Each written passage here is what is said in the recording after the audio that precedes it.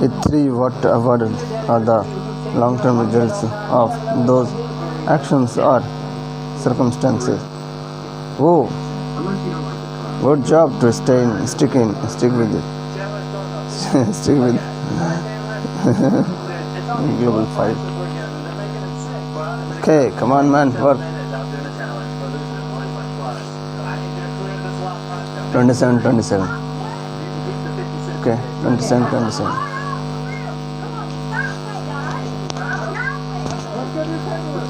4. How can those steps solve a problem?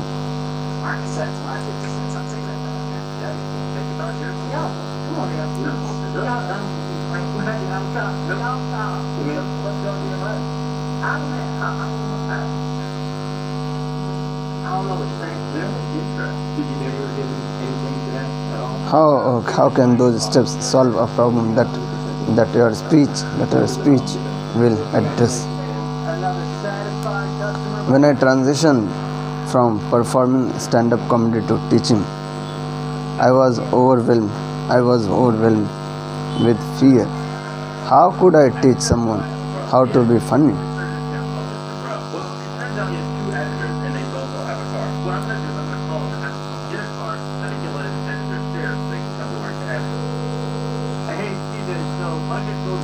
But at my first class, when students were having trouble memorizing their act, coming up with punchlines, or even trying to get over stage fright, I was amazed at how much I know.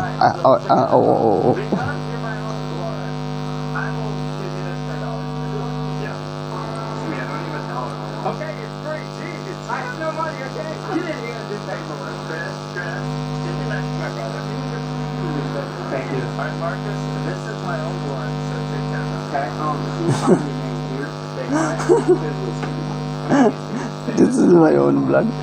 I knew all those years playing clubs and all those pages of writing comedy material gave me the expertise to know exactly what advice to give my students. That's when I wrote my first book, stand-up comedy, the book which became the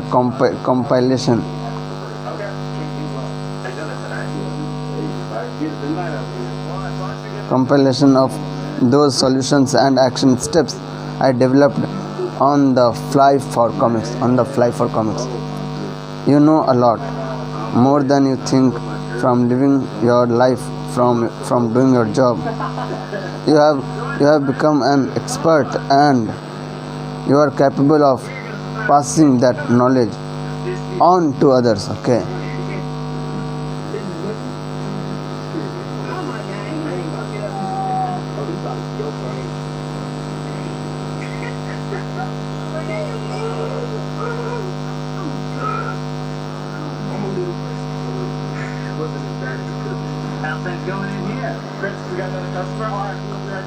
So, on the others,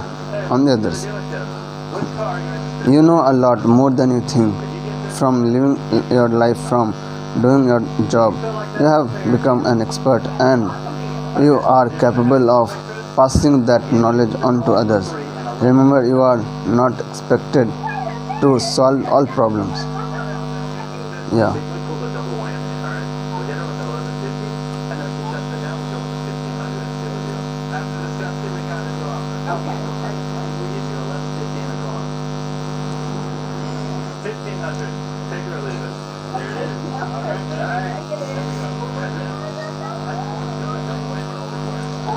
There is no need to make outrageous promises you can't deliver. No person can be a master of everything. The solutions you will teach have to be the ones that you have used in your own life.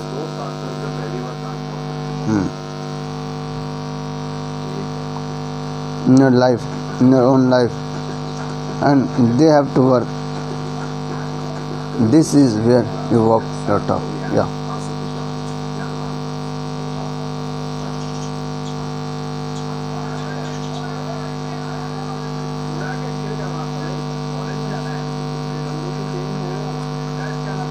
It is only after outlining the problems that Tony Alexandra introduces the audience to his solution in 3 action steps.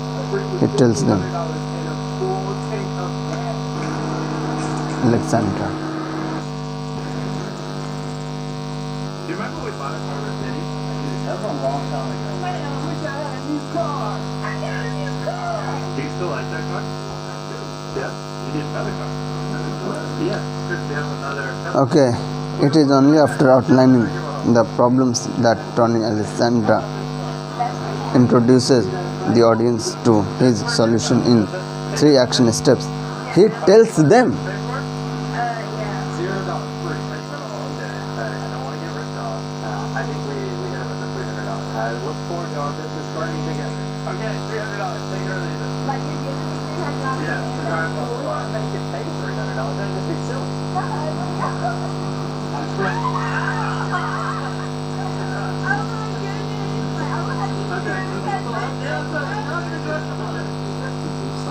Right here, but it has to be an area you want. I'm not exactly sure myself. We're good. We're good. Congratulations, you got a good car. It's really unreal. I'm still kind of trying to God bless you. Have a healthy, wealthy, happy life forever. Thank you. And respectful life forever. Alright, sorry for that. Global 5. He tells them, in order to exceed our customers' expectations, you need to do 3 things: identify, manage, and monitor. So here's the deal. We put him in that car and told him last week we didn't say which car. Identify, manage, and monitor. 2 cars up the side, the middle car. Identify the customer's expectations. Then, technically, they get another car and they'll do the last week another car. Identify the customer's expectations and become client-centered in understanding their needs and goals. Second, we have to manage the client's expectations so they aren't too high. Third, we have to monitor them. And inspect what the customer expects. Follow these 3 action steps, and you have a good chance of exceeding your customers' expectations and even generating new customers. Alright,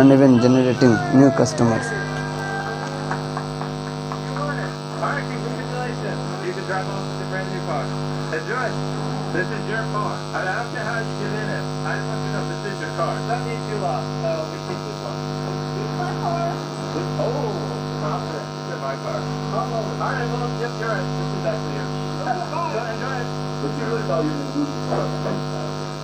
Okay, exceeding your customers' expectations and even generating new customers. Tony has branded his solutions, his action steps, and created a trademark core promise called the platinum rule. Before you start registering your own trademark, it's best to investigate the solutions you hope to offer.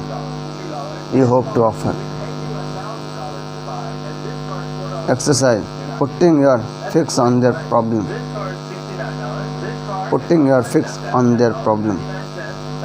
If you completed, That's expensive. This car is free, and this is one of the most expensive bad boys on the lot. It is $12. This is a nice car. So yeah, we own all these cars, and now we're giving them away. Wow. exercise: 100% credit. putting your fix on their problem. If you completed the exercises in the previous chapters, you should be able to answer these questions. 1. Who is your audience? Women, baby boomers, healthcare workers, cancer patients, administrative aides, technical support. Okay.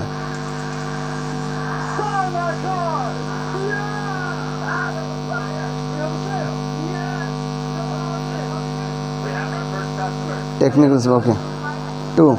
Write for 20 minutes on the three biggest problems facing your audience based on what you learned from interviewing your contact. 3. For your expertise and personal experiences, write for 30 minutes on what you learned from your own life experiences that could be offered as solutions to your audience's problems.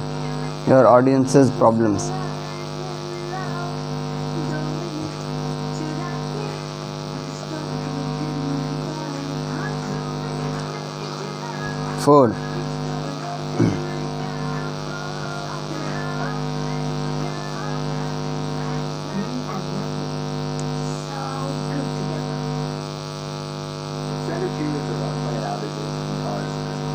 So in together they dramatizing that use Meg. 4. In gathering.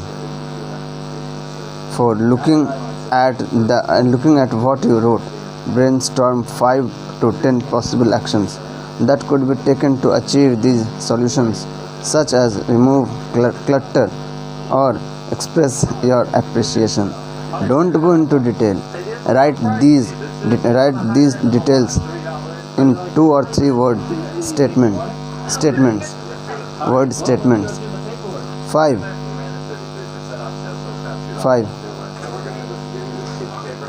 Do you know what that stick work is for? No. Good. Mine's the second page of work. What kind of dealership are you running? Very important. What would The latest sale.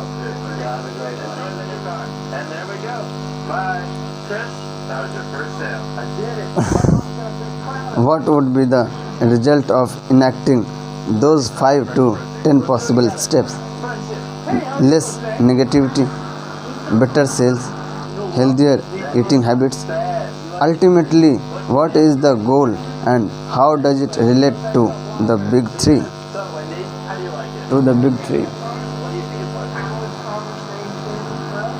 You may be asking yourself, what is my goal?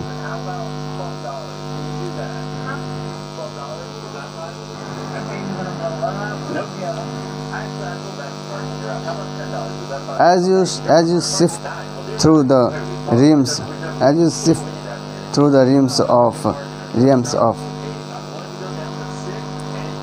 of material you have created to get to this page,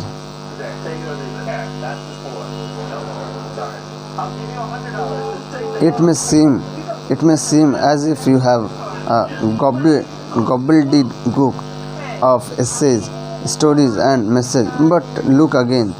All the work you put in is finally going to pay off. Now you have enough information to turn the message of you into the core promise of your speech. Chapter 5. Checklist.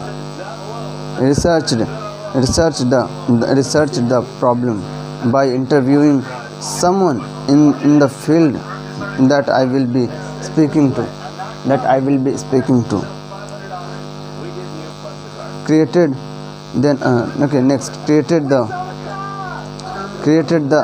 a list of the possible problems facing my audience. Found how the consequences of the problem relates to a person's health, wealth or relationships. Examined my life journey for my solutions to the problems. Ended up with a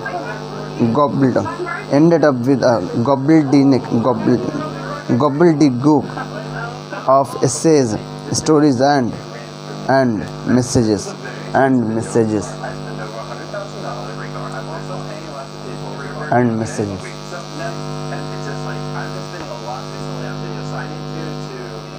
Happy birthday, you get a free car. This is the one you want. That was easy. Test, cut. This is our first day running a dealership. Okay. Chapter 6. Putting the pieces together, the core promise formula. When Laura Tenenbaum called me, she was confused and overwhelmed.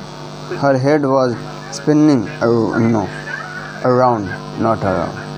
Her head was spinning with literally hundreds of stories and possible messages. Laura had an inviolable problem. She was an expert in too many topics. She had too many interests. She would found her passion. She would found her passion. Oh,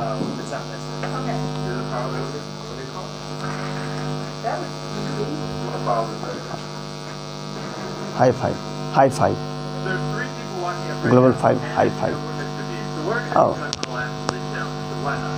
Hey, how's it going? You guys see this car? We want to do a challenge. Last one to least keeps it. Global 5 fun vibe. We'll give you whatever you need. Wow. Have you guys seen our channel before? Just do it. Yeah, have you? You guys Global do 5 good vibe. whatever you want. Last one. Global 5 good vibe. I stayed in one for 3 days. Good vibe. I'm not joking. Global 5 good vibe. Global 5 fun vibe. So we got the Lexus right here. Global 5 fun vibe. That's nice. Something rhyming. Okay. It depicts. You want to help me, Mr. Okay. Finance Officer? I'm going to go get Chandler. Chandler, are you filling now? Oh, man. This car? It's $2 right out. Okay, you drive a hard ride. It's now $1. Global 5 fun vibe. Yeah, guys. 50 cents is all that. I think this is great. I'm going to go run it by your account. If it doesn't go up, I'll grab that. 50 to 75% Good vibe. Okay. She had too many interests. She would found her passion in life during a college science class. Wow. When she learned about seagulls. Oh, seagulls.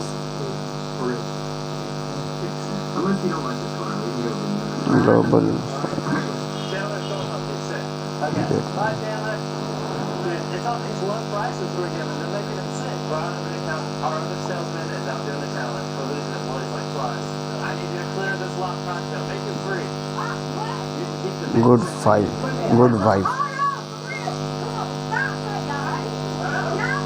Vibe. Vibe. Come sit on your account. Good That's the vibe. second day booking. It's costly. Or fun vibe.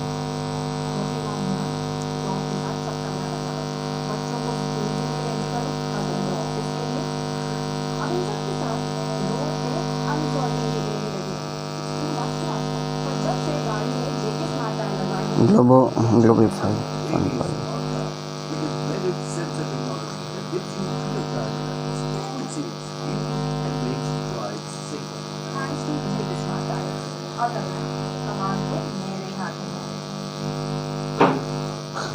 When she learned about sea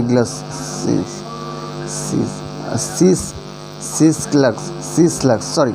When she learned about sea slugs. Yes, you heard me right. Sea slugs. They fascinated her enough that she changed her major at the University of California, Santa Cruz to marine science. Oh, okay. She then spent a number of years overseas training.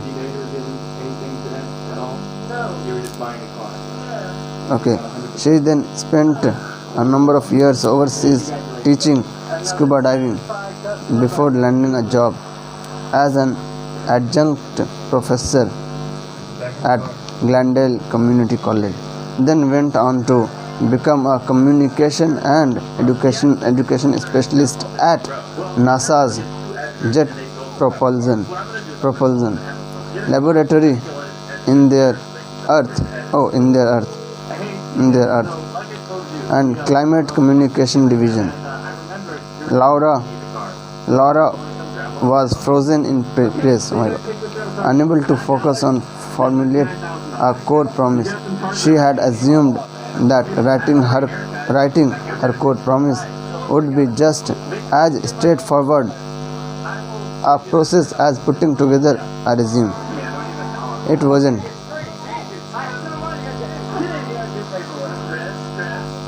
Now Laura had a major problem and she wanted a solution. Aha, see how I snuck that in there. Laura wanted a fill in the blank formula. Fortunately, I had developed just that formula. Have you heard about a special? Okay. You want to ask me, Chris? Give you the cost of free at $1,100. I think we pulled a double whammy. All right. We'll get her with 1150, and then if she shuts that down, we'll go with the 1500 and seal the deal. After discussing, we got a new offer. Okay. We give you 1150 in a car. 1500. Take it or leave it. Okay, the core promise formula. You know how. Insert your audience. Your new sales team, parents, doctors, women, volunteers, employees, or even just people have this problem. They are insert problem. They are have this problem. Yeah, How does it feel? have this problem. Free with $1,500 and a full tank of gas. Have this problem. They are insert. They are stressed and overwhelmed from working longer hours. Come on. The core promise formula. Still like that car? You know how. Insert your audience. Yeah. You know how. Customer. We'll be right back. This These guys. Your new sales team, parents, doctors, women, volunteers, employees, or even just people. free. It's been a long day. I don't want to get ripped off. I think we hit it with the $300. I look forward to our business starting together. Okay, $300. Take it or leave it. Like you're giving me $300. Yeah, to drive up. Well, I'm going to get paid $300. That'd just be silly. I'm spending.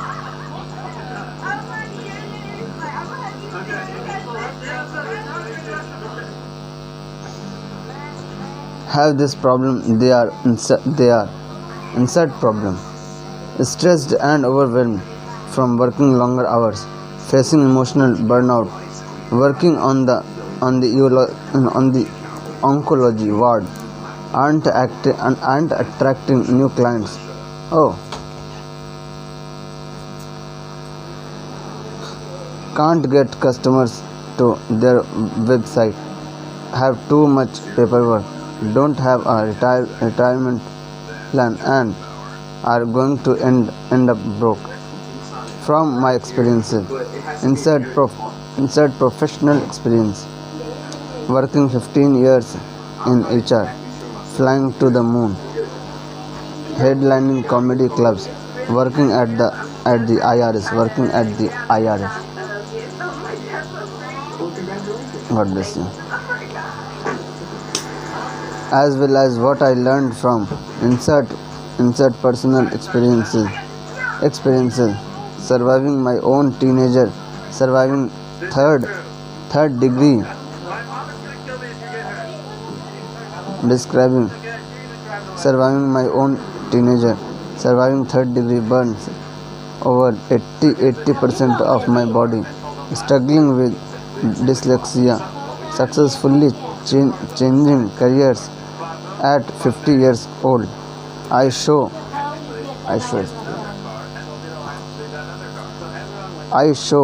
the audience how they can also insert the expected results. This is the promise of your speech. For example, lead funnier and happier lives, create new business. I show the audience how they can also lead funnier and happier lives, create new business. Okay, increase their sales, learn how to get out of depression, increase sales, be better parents, increase efficiency, deal with change, have the home they dreamed of, increase their income by 30%. For example, okay, maybe one or two you are informing your audience as a solution by by doing this. Insert your solution or methodology, adding just 10 minutes to each workday, using their sense of humor to dissolve conflict, having fewer meetings, initiating a 4-day work week, focusing on appreciating what they have rather than wanting what they don't have. Rather than wanting what they don't have. This car is $3, $7, $2. This car, we paid you $1,000. So, And this car Laura was thrilled to be given the formula after months of wedding. Months of wedding through her hobbies and stories and experiences. This car is free, and this is one of the most expensive bad boys on the lot. It is fun. Ah. So yeah, we own all these cars. Experiences working in the male-dominated world of science. So we now have a car lot full of cars. She finally had a way to communicate and understand her speech. It only took her 10 minutes to fill in the blanks. Oh wow. Our car dealership is officially open. This is the first ever Mr. Beast dealership. As mentioned, the most expensive car in the lot is $13. We are ready to start accepting customers. Let's do it. Buy my car! Yeah! You know how many ordinary people, non-scientists, think about climate change and other environmental issues as kind of depressing and overwhelming. Even when you feel like you can do something, it just feels like whatever you do is too small. Besides, green solutions can cost a lot and people have other things competing. People have other things competing for their attention, such as women's rights, How do you like it? gay rights, and Angry Birds. Alright, well, let's go do the paperwork. Chandler, you ran the 33% off sale, so it's down $2. Just do it. So we're going to just give you this piece of paper. I need you to fill it out. Do you know what that paperwork is for? Gay rights and Angry Birds. From my experiences as a college professor and part of the Earth Science Communication team at NASA, And there we go. Bye. as well as what I learned from my own views from looking at Earth from space, as well as Let's do it together. from the bottom of the ocean as a scuba diver. I show audiences how to react, How do you like it? how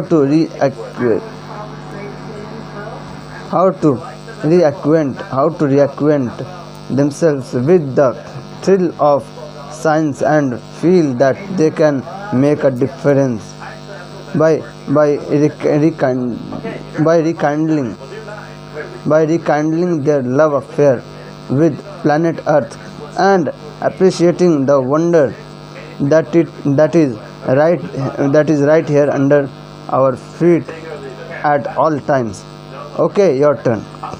The core promise of your speech should, in brief, it's going good, bro.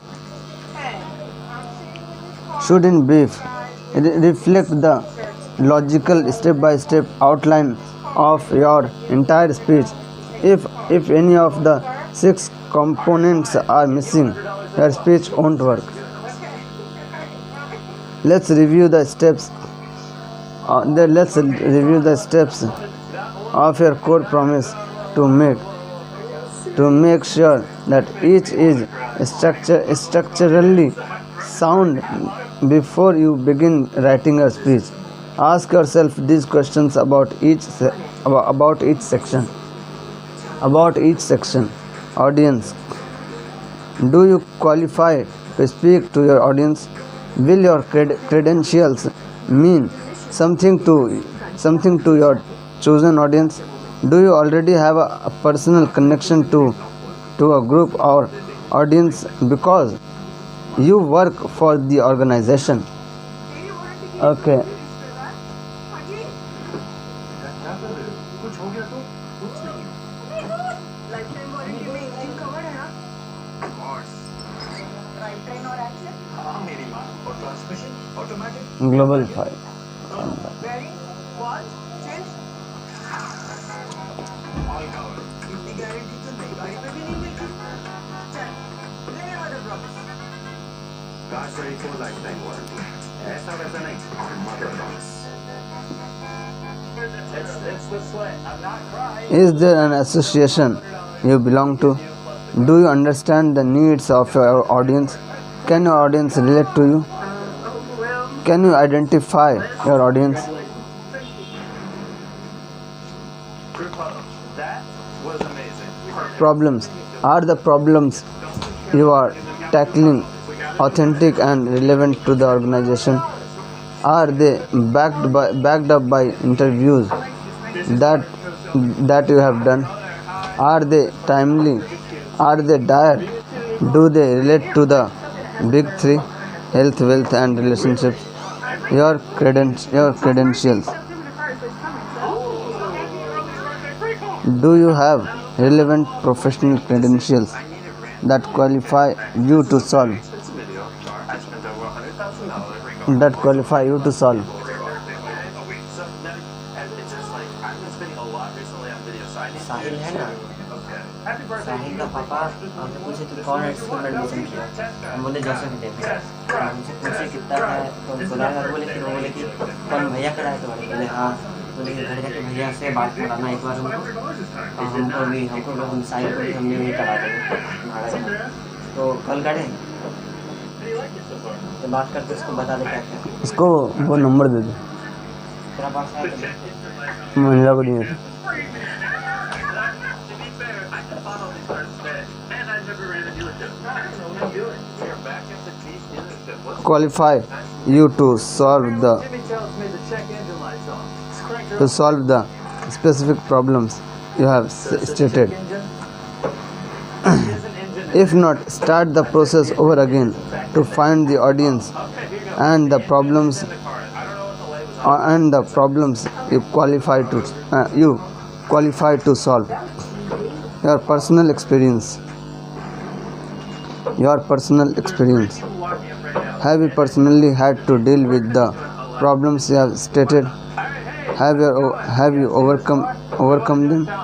Have you learned a life lesson that can be imparted? Do you have support stories and a heart story to illustrate that lesson? If not, go back and rework chapter 5. Your promise/results. Your promise and your results must solve the problem. Don't begin your speech outlining the specific problems of time management and then have the results be about leadership skills. The promise of your speech must directly relate to the problems you outlined. Your methodology. Your action steps must address the stated problem. If your steps do not address the problem, then start over again and set up a problem. Did your daddy ever tell you to keep chain going on you at all times? You never know what you might do. Yeah. For real. Unless you don't like the car, we can go with another car. Set up a problem that your methodology can address. In my workshops at keynoteu.com, we usually spend 2 weeks on just the core promise, making sure each piece of the puzzle fits perfectly, making sure that one step leads to the next step, making sure that the solution fits the problem. This might seem like a lot of mind-numbing work, but it does pay off big time. The students who rush and don't take the time to make sure their core promise makes logical sense end up with a speech that doesn't make sense. You were just buying a car. $100% off because. Well, congratulations, man. Another satisfied customer by yours truly. Okay, that disconnect, then extend Okay, then extends to the audience as well as their confusing marketing materials. If you have never watched a house being built, you will see that there are months spent laying the foundation. If the foundation is faulty, no matter how much time and energy goes into building the rest of the house, it will not be sound. It will not be sound. Your core promise is the foundation of your speech. It has to be rock solid. It has to be rock solid in its foundation. In its foundation. In its foundation. Get in here and do paperwork. Chris, give good night to my brother. Get in here, please, and do paperwork. Thank you. All right, Marcus, this is my own blood, so take care of it. Okay? Solid in its foundation. I'm not used to Writing all this out, you may find that you have a real mouthful of a message, while you may have plenty of room on your website to announce your core promise. When you call up a meeting planner, you will have about 15 seconds to knock him dead. That's why you will now need to create the elevator pitch version of your core promise.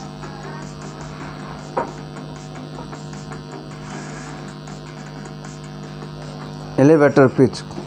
The elevator pitch is the condensed mini version of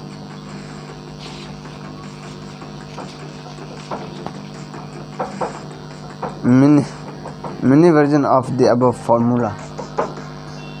Their problem plus your expertise plus the message of you equals to elevator pitch. For example, let's look at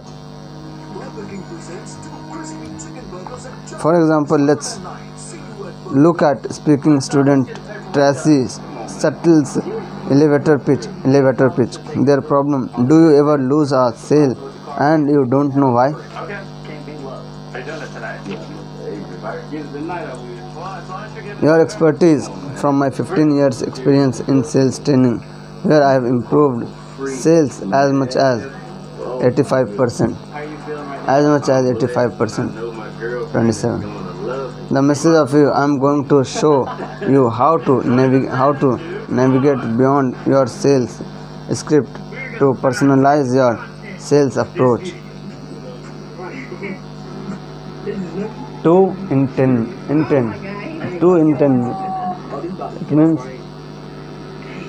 6 in half an hour and 12 in 1 hour pages. Through the art of conversation. Now you try it. From this point on, I want you to practice saying your elevator pitch out loud over and over again. Say it when you wake up in the morning. Say it in the shower, and say it in your car on the drive to work.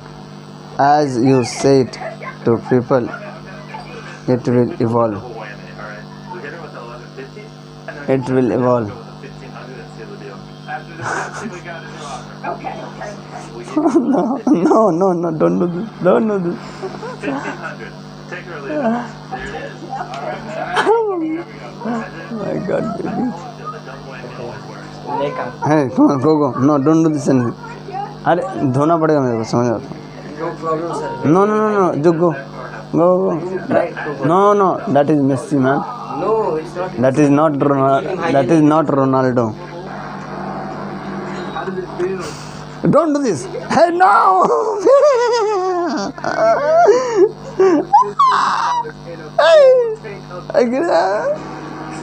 Hey, mama. Hey, take. Hey, Do you remember we bought a car with I'm reading. that was a long time ago. Man, I wish I had a new car. Take it. Do you still like that car? Hey, my. Don't do this, babe. nothing will happen man. Come on. We'll be right back. This gentleman right below. Don't do this. You won't follow. I don't know. Very good grip. Just forget about You it. can read for hours like that. Seriously, free. One day. I don't want to get Suppose you lost 200 pounds and you know, oh my god, it is hey गिर जाता है अभी, लेके जा, नहीं गिर बच गया ब्रो। स्लाइड मारता है मेरा भाई, मेरे से भी स्लाइड मारता है कभी। Oh my god, don't do this, हाँ।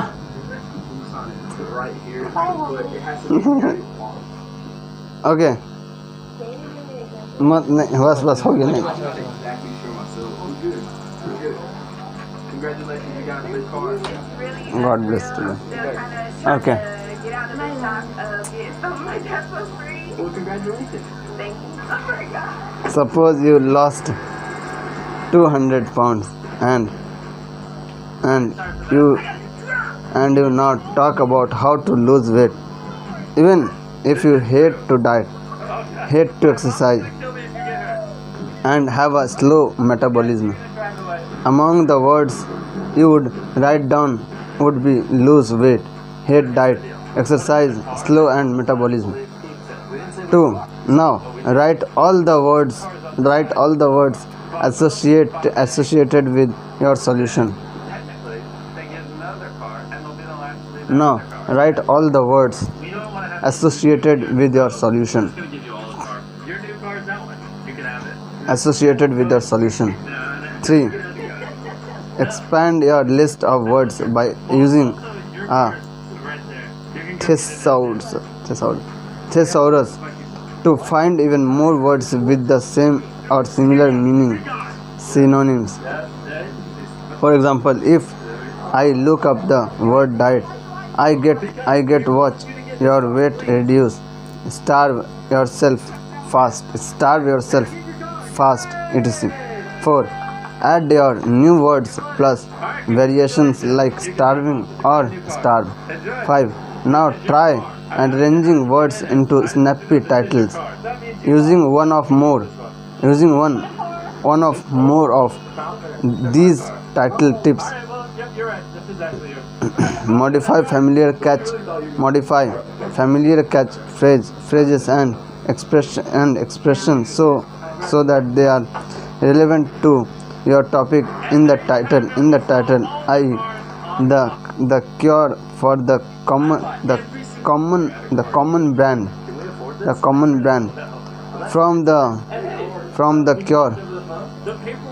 from the cure for the common cold, or how to use poker strategy. Cars, I need to reprice them because they were way too expensive.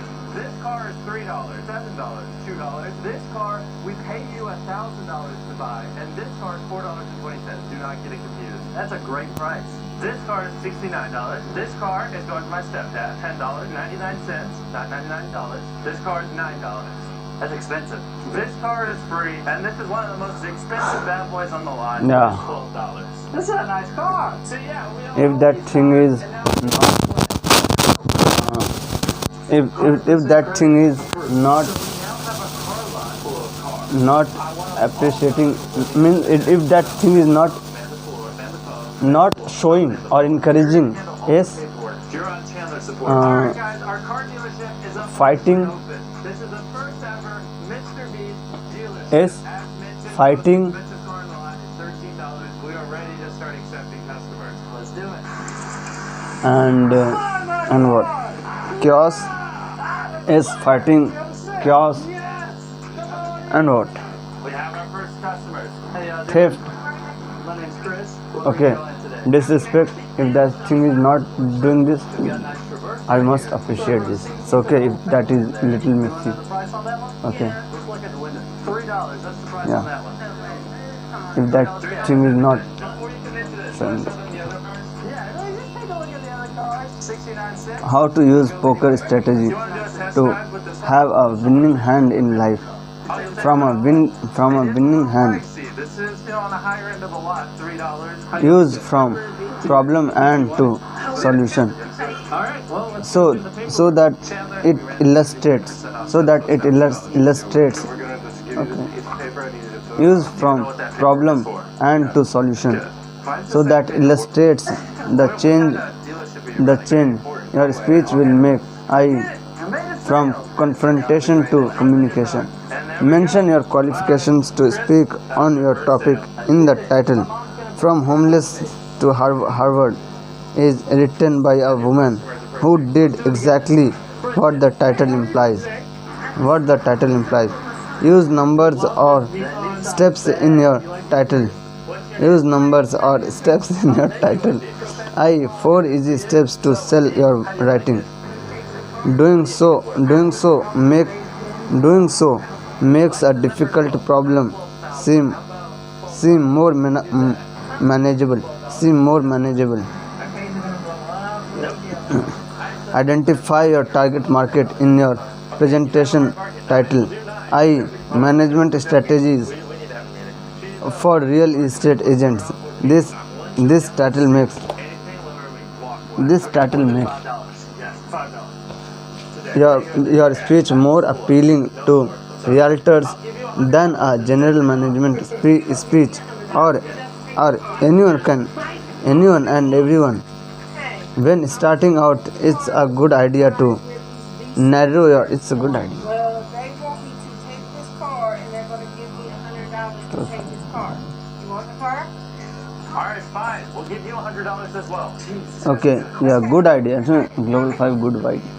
Alright, good idea to narrow your focus to an audience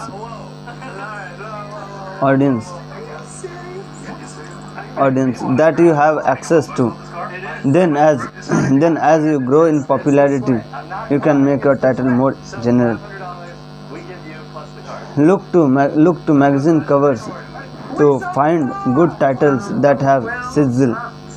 7. Rhyming words can make a memorable title. If any of the words in your description of the problem or solution rhyme, you might want to use them in the title. For example, lose weight without the head. Wow. I like those kids too. Are you interested in a new car? I am. I need something that has a third row. I have 4 kids and they have Really? Wow. Everyone has 4 kids. My birthday is September the 1st. It's coming. So happy early. Lose weight without the head. 5 steps to a perfect body without dieting or exercise. This is a very expensive 8. car. I spent Name a technique after yourself, as in Carter's comedy technique for breaking the ice. Birthday, you get a free car. This is what you want. This is the ones you want. That was easy. Test drive. Drive. Test. Drive. Test. Drive. This is our first day running it. For breaking the ice with new customers. We did it, Jake. We did it. And it didn't cost us $500 this time. It did not. It cost Jimmy, yeah! See, man? How do you like it so far? Well, I actually feel really comfortable. I like this. The check engine light's not much. We said it was free, man. To be fair, I just bought all these cars today, and I've never ran a dealership. I don't know what I'm doing. We are back up to With new customers. Let's go inside and sign some paperwork. So apparently Jimmy tells me the check engine light's on. Let's crank her up and take a look. The advantage to this technique is that Check engine. if your method becomes famous, so do you. Survey says, take a break from words with friends and put your Facebook friends to good use by involving them in your speech research.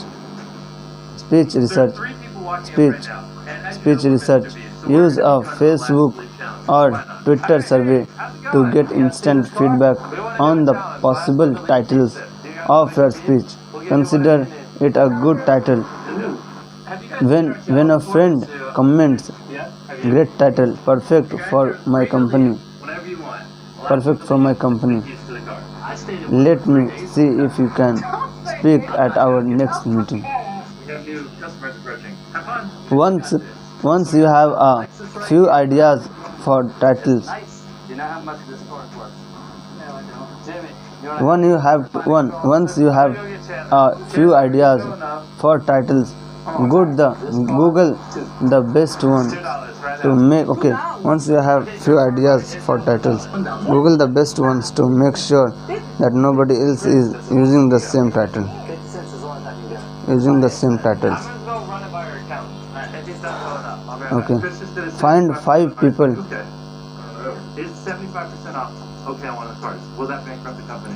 Okay, good. Thank you.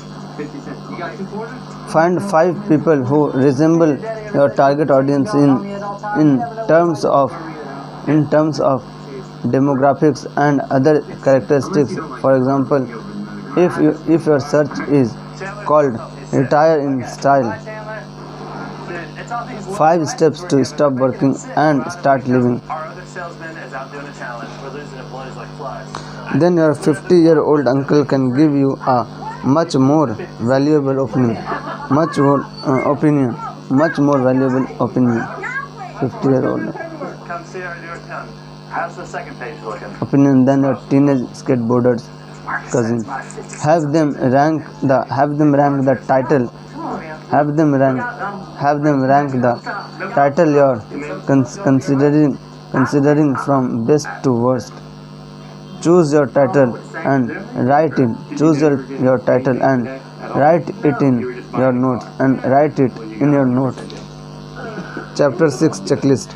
Condensed the message of you into the core promise formula. Practiced my elevator pitch. Got a title for my speech. As you guys know, I have a brother. In the end, it's so simple, isn't it? Turns out he has 2 editors and they both don't have a car. What I'm going to do is I'm going to call him and have him come get a car that he can let his editors share so they can come to work to edit. Hey CJ, so like I told you, we bought all the cars at the dealership, and I remember your editors need a car.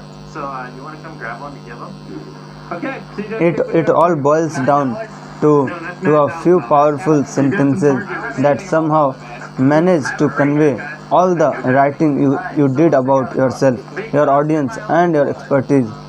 Don't hate me for making you write pages and pages of material. You are going to use all of it again in part 2. As we know, expand these powerful sentences into your keynote speech. That's right. It's time to jump in there and write your speech. That's right. It's time to jump in there and write your speech. That's the price, $10. And write your Your speech. Lexus, if you give me $10. 20. Is that a tip? Yeah. All right. And write your My kind of speech. man right here. Let's go inside. Let's get the paperwork done. Come on, man. No, for real. If he promised to take his girl on the date, pay for it, and then surprise her with the car at the end, he can have it for free. Okay. Can't be love. Are you doing it tonight? Yeah. Hey, if I can get it tonight, I will. Okay. As long as you're giving it to her. Come on, man. Free? You serious, man? He's a good car for free. Chapter 7. Chapter 7. Judy's surefire anti-procrastination plan. Hey, wait, didn't I just say it was time to write your speech? Yes, I did. We're going to provide epic content for this video. Yes, I did. But if you are anything like me, just hearing that declaration caused you to put this book down. Start cleaning out the fridge. Start cleaning out the fridge. Organizing your stock drawer. Or suddenly decide to take up scrapbooking. You, my friend, are in the grips of the procrastination monster. Okay. Do you want to hack a little bit, Chris? We'll give you the car for free and $1,100. Success vibes. See, we pulled a double whammy, alright? Global 5 success. 50, and then if you shut that down, we go with the 1,500 and seal the deal. After discussing, we got a new offer. Okay, procrastination monster. But wait, it gets even scarier. Take it or leave it. There it is. Alright, man. There we go.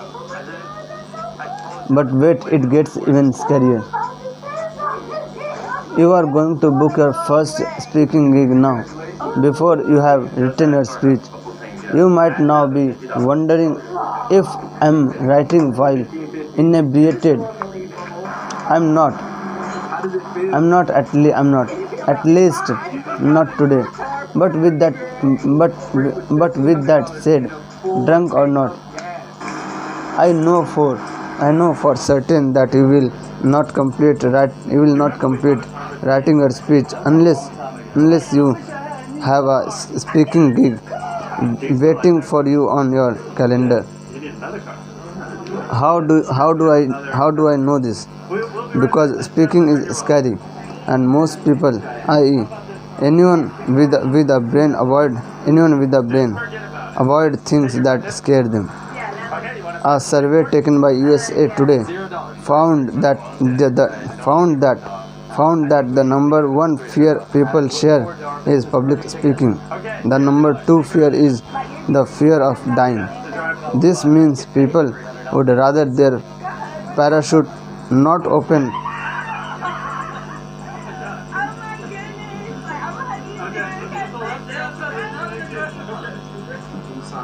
Right here, but it has to be an parachute not open then have to speak in front of a group of people.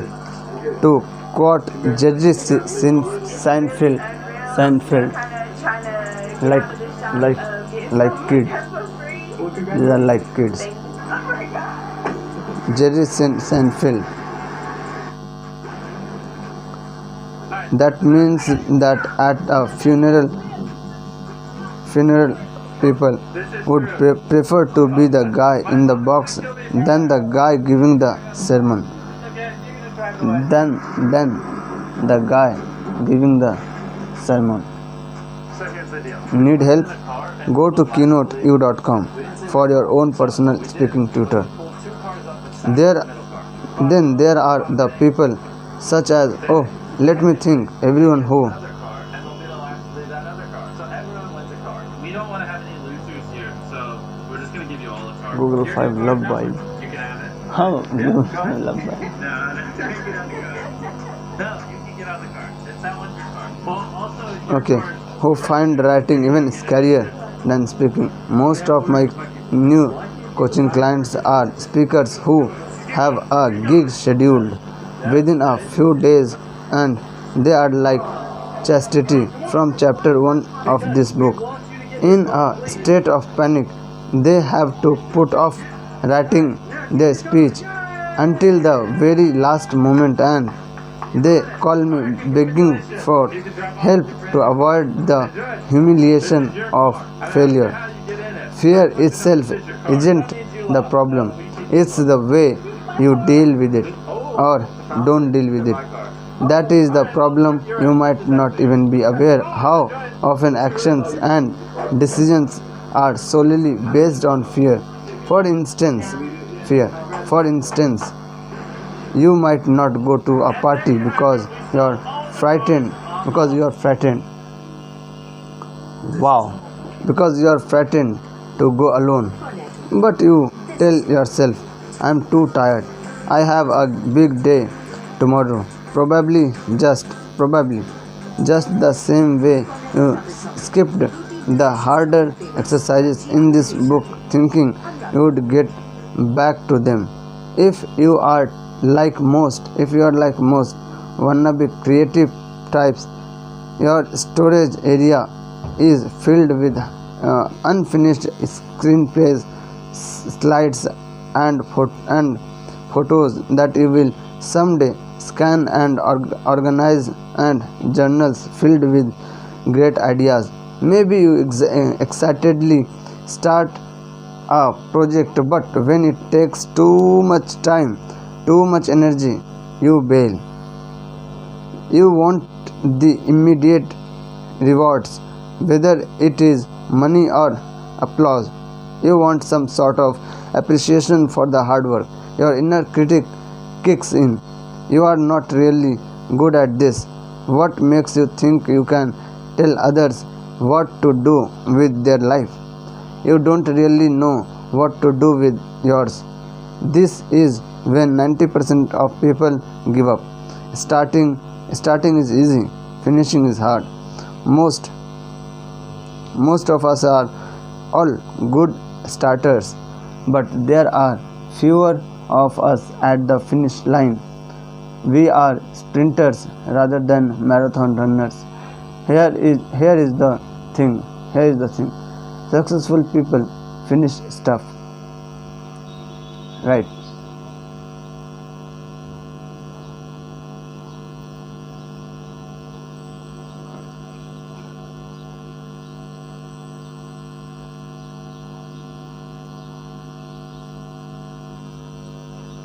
Some of my students ask me if I think that they have enough talent to make it as a speaker or a comic.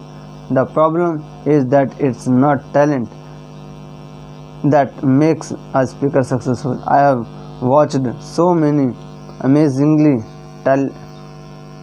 talented performers to never let go of their day jobs.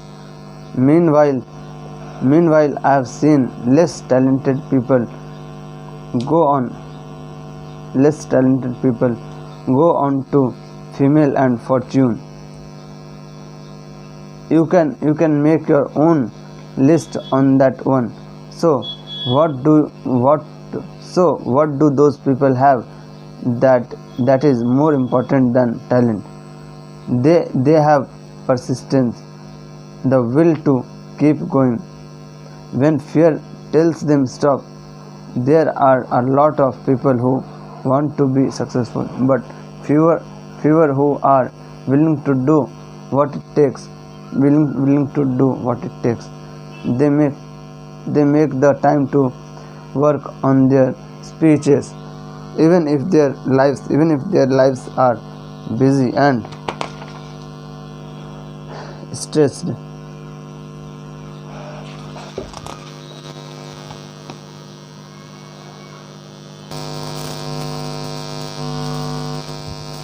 Thirty-eight. All right.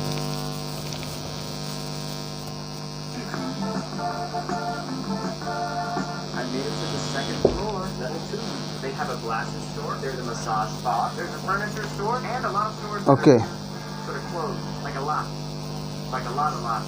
This is a crazy visual. I think this used to be a Macy's. Really interesting on the second level, but no clue. Stressed. Let's continue. They don't close the computer when their inner critic tells them to stop. This type of unexpressed fear could be slowing your career advancement. You might be avoiding expressing your ideas both in speeches and in general because you feel uncomfortable about the possibility of failure. But instead of facing that fear, you tell yourself, I can just send this out in a memo, or I'll keep this to myself. Why rock the boat? Or I'll write my speech. But Chloe gave us a glimpse. Okay, she gave us a glimpse into what's possible for the Emporium. This newspaper is from 1977, and it really captured the first few years of this mall after opening. It just looks so fun. Look at it. I want to recreate that feeling in this same mall 50 years later. That's what I'm trying to do with Ryan's Fun Emporium. Most of the people that walked past my Emporium, I don't even think they were here to shop. I've never seen something like this, but maybe because of the way the mall is, a lot of people come here to walk, like work out. I need to get to the bottom of that because that's marvelous. And now speaking from the couch. You can't motivate others if you can't motivate yourself. There is no such thing as a lazy motivational speaker. They tend not to be the slacker sort. तो 8 app पर sir इसीलिए तो मेरा fan हुआ आपका fan बनना है Jonathan Vigant, CEO of Big Speak Motivational Speakers Bureau. के ऊपर दे Okay. बनो अच्छे फैन आजा फैन के आए Or हवा बदलेगी I'll write my speech later. I have got to check Facebook. When you experience fear, remember that seemingly brave people are not actually brave. They are just as nervous and just as freaked out as you.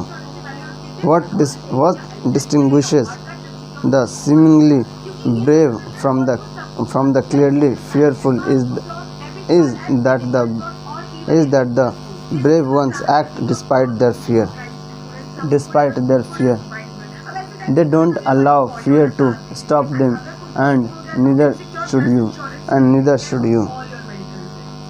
Writing a speech might seem like a daunting job, but if you break it down into smaller portions, it is manageable. It's like gardening. I wanted to grow a vegetable garden, so I planted a bunch of seeds.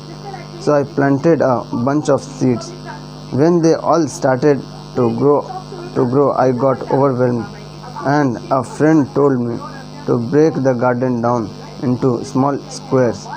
Just plant a few of the squares. All of a sudden, I got manageable. The same goes for your speech. If you break down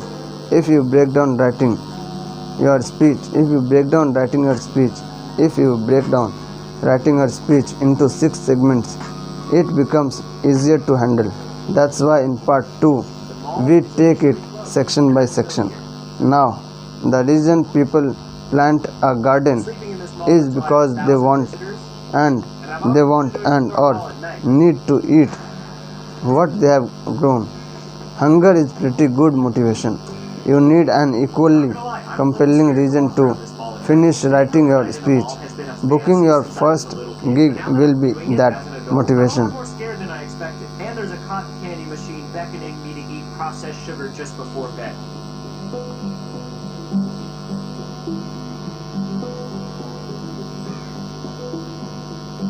Not gonna lie, I'm a little scared walking around here at night, and I just stumbled into zone 2. It will be the ticking clock. I've never been before.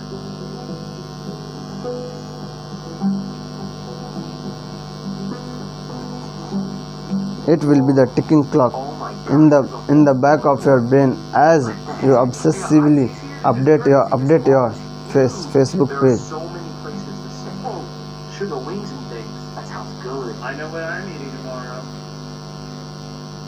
Sugar wings and things. So let me get this straight. I'm out here wandering in a mall in the middle Okay, your Facebook page or clean the bathtub for the 15th time. Procrastination is a drug that manifests in many forms. Fuzzing, eating,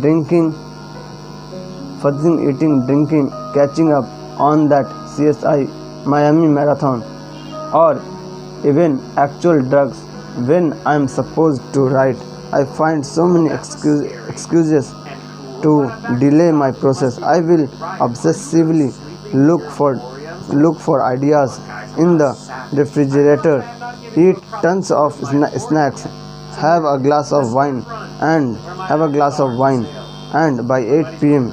I'm 38. Weight Watcher points over goal with no pages to show for it. So I swear to you, there is no better way to ensure you will finish your speech than by having a speaking gig looming on your calendar. Consider it motivation for the motivator you are supposed to be.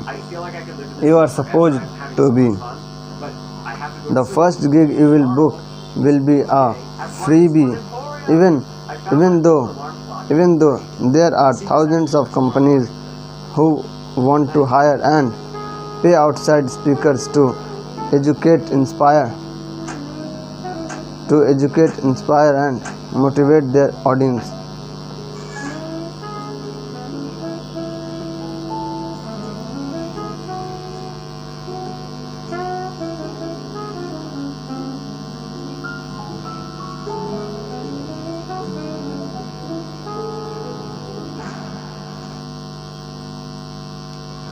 Their audience with a keynote. You need practice. If you are just starting your career, it's better to speak for free at your at your workplace or for a charity group or non-profit while you hone your speech. Plus, you probably don't yet have what is necessary to land a paying gig. And I don't mean that in talent terms. You may be very talented, but to book a paying gig, you need some basic marketing materials such as a killer video demo, a cool website, and happy letters from past clients.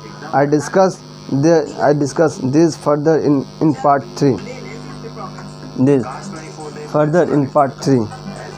Even if you are a pro, you may want to try out your new speech in a less stressful situation. Free gigs may not give you money, but they will give you experience, help your further develop content, and if all goes well, provide you with video clips and referral letters, so you can go from free to free. As I mentioned before, one of my first gigs was speaking for cancer survivors. At the time of my call with the president of that group, I hadn't written my speech. All I had was a title, "Using Humor to Heal." She was thrilled and set a time for me to speak a month away. That date kicked my butt into gear. The gig went well, so well that one of the audience members and sociologist from UCLA approached me after the keynote and said the magic words, "How much would you charge to speak to my group?" I made up a number like $750 and he said fine. My career was off and running.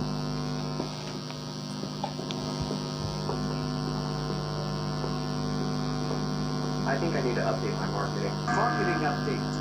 Here are 3 things I just did to increase traffic in my emporium. Number 1, I placed this sign near the food court that directs guests to my emporium. I tried spinning it for a while, but I realized I'm not very good at spinning signs. It's probably confusing people, honestly. Number 2, I made this sign that I can wear and interact with guests while on the move. Everyone here is on the move. I need to be on the move with them. And number 3, I created this poll. Are you here to walk or shop? I need to know for sure. People aren't here to shop. I might need to change my strategy. Alright, let's go see if we can get some visitors. If I get a visitor, I'm going to click on this and add it to our total. Guys, I'm trying to get 10 visitors to my store today. I don't know if you guys want to stop in. Yeah, no worries. Have a good one. Would you like to go visit my store? No, I'm just walking. Oh, no worries. I should open a treadmill store. How's it going? You going to stop in today? It's down there at the end. Okay. Walk you over if you want to get some reception. So okay, that gig went well. So as I mentioned before, one of my first gigs I was speaking for cancer survivors at the time of my call with the president of that group. I hadn't written my speech. All I had was a title, "Using Humor to Heal." She was thrilled. Set a time for me to speak a month away. That date kicked my butt into gear. The gig went well, so well that one of the audience members, a sociologist from UCLA, approached me after the keynote and said the magic words, "How much would you charge to speak to my group?" I made up a number like $750 and he said fine. My cancer was off and running. We made some good progress towards our goal, but your boy's hungry. Your boy needs to grab a meal. So we're at the food court. Looks really cool last night when I was exploring it. Let's check it out. Okay. It's open. The point is I never would have written my speech without that first gig on my calendar. You have got to book it. You have got to book it to do it. Half rack of ribs, and that's it for me. Awesome. What was your name? Willa. Awesome. Thank you, Willa. Awesome. Thanks. First meal at the mall? Sugar wings and things. I got wings. I got baby back ribs. I got a Kool-Aid jammer. Mac and cheese. Considering I've only eaten from a vending machine so far, this looks so good. Sugar wings and things taste test. Whoa, that is so good. Okay, exercise. My goodness. Get your shit together. Even though you are pursuing a freebie, there is still one marketing item you will need to line up a gig. It's called an EPK, electronic press kit. EPK, electronic press kit. Oh wow, okay. Your EPK includes your speech title, your speech in brief, a brief bio, a professional picture. I got Teddy D's popcorn. Your speech title. We go taste test. Just use that baby you created in chapter 6. Done. Your speech title, your speech in brief. You have already go to that. It's your elevator pitch. Done. A brief bio. Condense your bio to no longer than 50 words. The shorter the better. Start with your most impressive credentials and reference how it relates to the title of your speech. A professional picture. Make it a recent photo. There is nothing worse than showing up at a gig and the client can't recognize you from the high school promo picture you sent them. And no, you can't crop out your wife or your best buddy from the photo and just hope they ignored the arm around your shoulder. That's creepy. Invest in a photo session, or if you are broke, have a friend use your digital camera. Brush your hair. Check your teeth for lipstick smears. Stand in front of a plain background and smile. How much is this going to cost you to put together? Nothing. I have created a website where you can create and send out your APKs for free. And you don't need any graphic design skill to do it. I told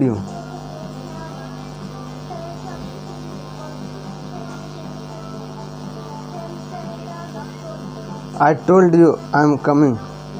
I told you I'm committed to you being a success. So go to speaker.demo.com where you can create your EPK.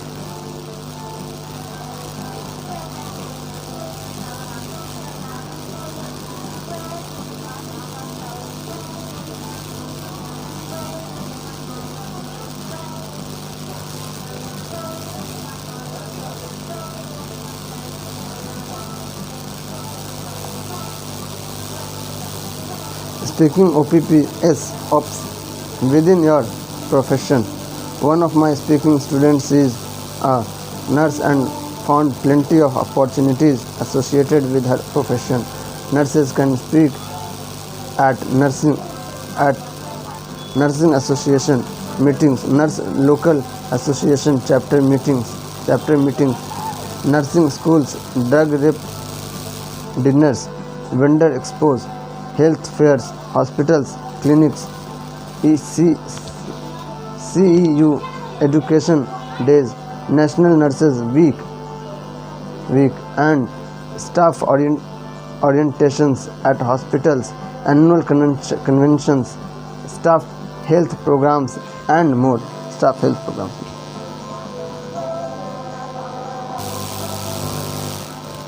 That was 27 something. Let's see. Very often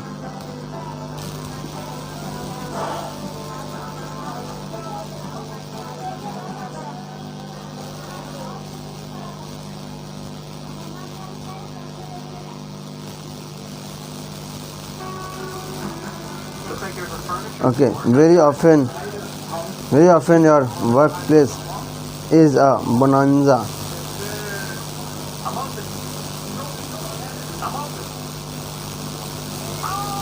You want to see what it does? Come on, let's go. Oh, you know what I'm saying? Spot right there. That's what Very often your workplace is a bonanza of speaking opportunities. One of the biggest complaints you have is there are too many meetings. Just flip that, and it means that there are plenty of opportunities for you to speak at smaller meetings. Companies use in-house speakers. Companies use in-house speakers. these two twins' names are Hannah and Brianna, and they came in and bought my Pokemon card. Oh my god! What? 14! This super cool kid named Jade bought my sunglasses. He's really good at skating. Apparently his family has a skate shop near the mall, but that's in zone 3, and I'll have to Okay, that means that Mary from HR will be enlisted. HR will be enlisted. Alright! Thank you for some bar. Okay, that means that Mary from HR will be enlisted to give a presentation on the company's Go Green program. The person who signs your paychecks is a great person to talk to about booking your first gig. One of my students worked as a greeter at Banana Republic. She put together Our goal of 1,000 visitors. At the end of the day, my goal she put together a 5-minute comedy routine about her job and showed it to her boss, who asked her to do it at their next meeting. Next thing you know, she was invited to give a 30-minute speech at the Banana Republic National meeting on the topic of the power of first impression. The power of first impression. If you work for a company, volunteering to speak at these meetings is an excellent way to hone your speaking abilities and get some time on stage, or what I like to call ring time. If it goes well, speaking can put you on the fast track to promotion, no matter some different shops over here. Very different vibe. There's an arcade. I wonder if I can play any games. track to promotion. My goodness. Playing arcade games at night after the mall closes, so fun. But I need to explore zone 3. No matter where you are on the corporate speaking totem pole, there are speaking opportunities for you. Here are ways to track them down. Expertise. Find your tribe. 1. Make a list of all the non-profit organizations in your neighborhood that might welcome speakers: the military, Rotary Club, Girl Scouts, PTA, and so on. Do you have any personal connections to these organizations? Do you know anyone who does? 2. Look back over chapter 4, where you made an exhaustive list of your past professional experiences. Could you approach any of those companies or organizations and offer your services? Do you know anyone who still works there? 3. Make a list of your close friends and family. Do they belong to any groups who would welcome a speaker? Name dropping is worth its weight in gold. This skate shop. I was curious where it was. It's so cool. They actually came back and gave me a skateboard earlier in the day, which was so nice. This might be the coolest shop in the mall. I wish I could skate. What's that? Who's that?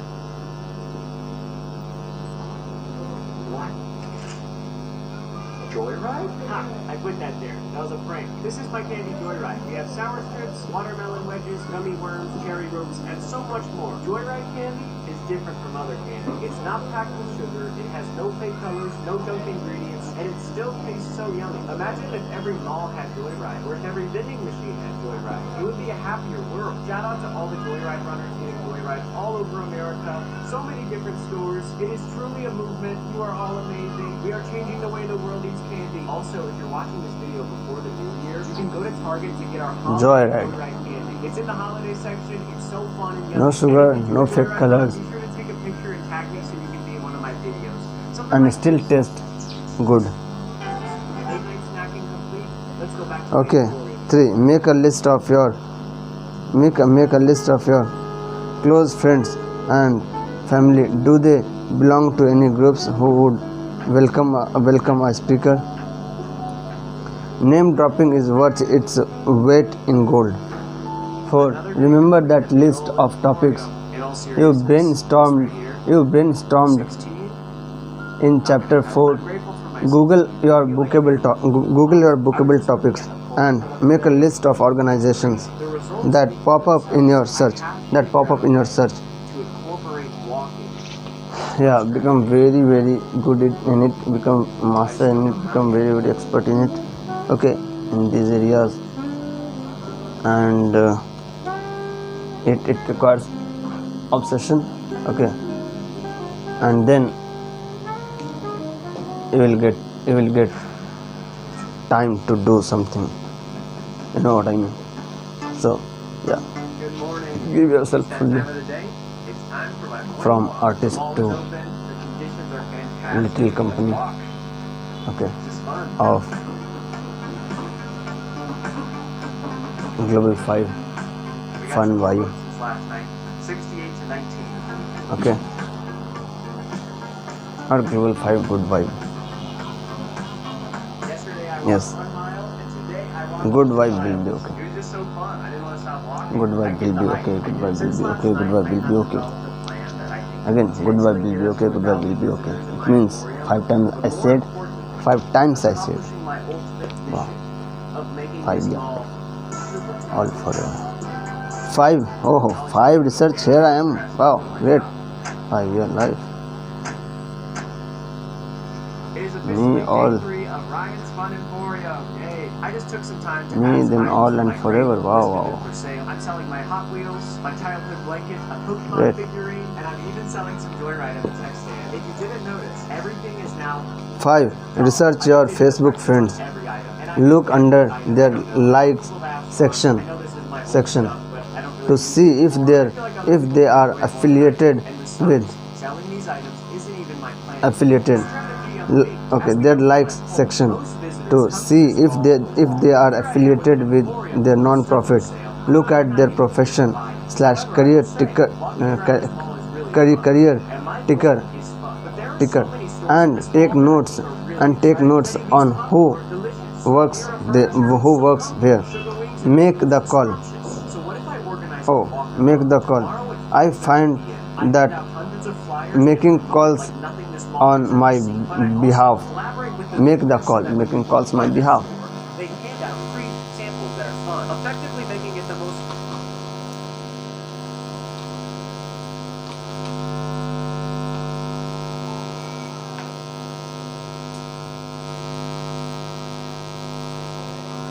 So make the call.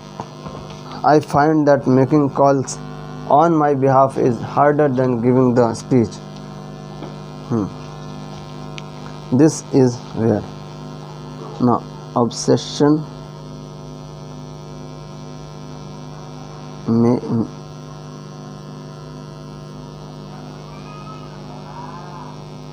obsession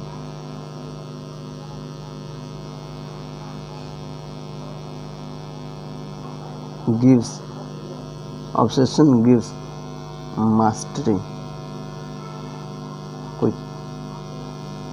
mastery quick. Yes,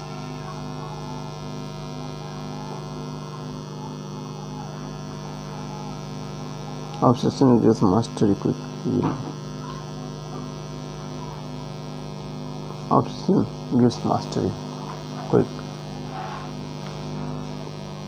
If I find no, not if I find that making calls on my behalf is harder than giving the speech. This is where everyone wishes they had a manager who could do it for them. Well, guess what? You do have a manager. Your speaker buddy. It's a lot easier to yak. Yeah.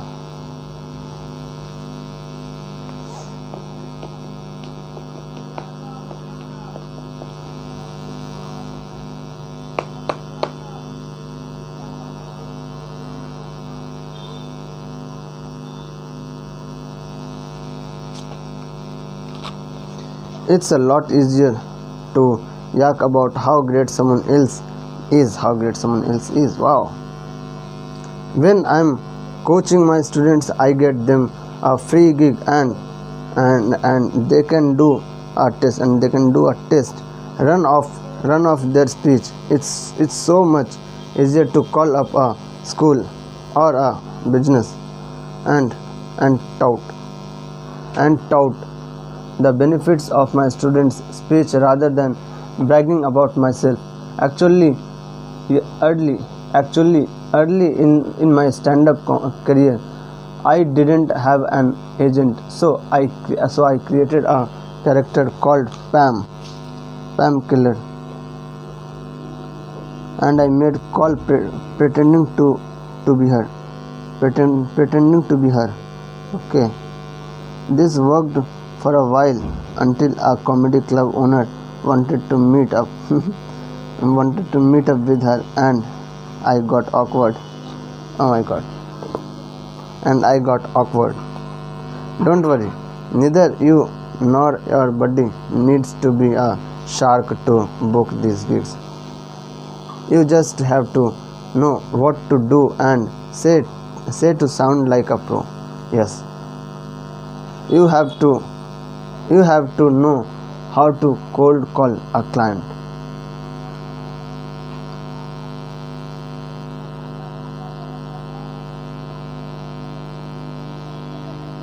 How to cold call a client. 1. First, target the organizations where you have a personal connection or referral. 2. Look up the organization on the internet and make sure they have meetings scheduled. Find out when their next meeting may be. 3. Identify the person who books meetings. This is sometimes the hardest part. Okay, identify the person who books meetings. This is sometimes the hardest part. Don't waste your spiel on the operator. When you call, ask, do you know who books speakers for your meetings? Sometimes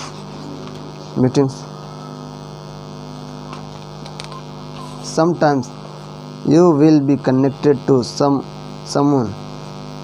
Wow.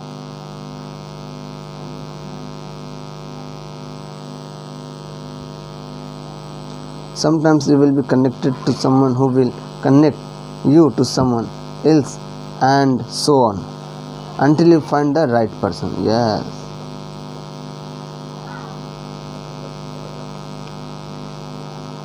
Wow.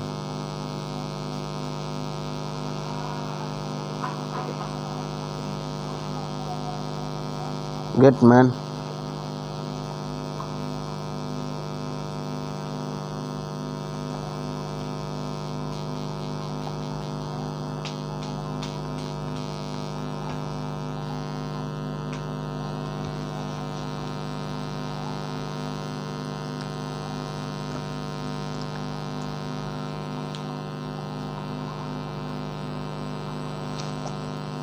Four. Let the meeting planner know who referred you, or how you are associated with their group. Such and such suggested that you use speakers.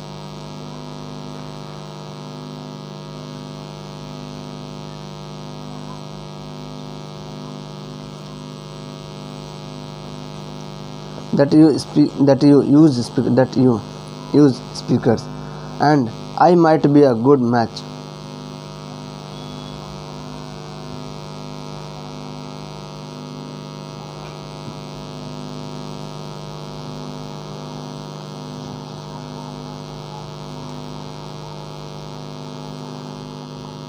Such and such suggested that you use speakers and I might be a good match. Yes, or my son went to your school and I'm grateful and I wanted to give back. Next, ask them, do you have any event coming up that you could use a speaker who speaks or who speaks on? Insert your topic here. 5. If they don't, then ask them if they can refer you to someone else.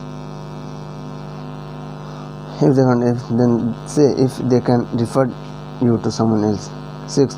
If they do have an event, then ask if you can send your electronic press package to give them a better idea to your approach to the topic. Yes, that is set, and then it's going on and on. Okay.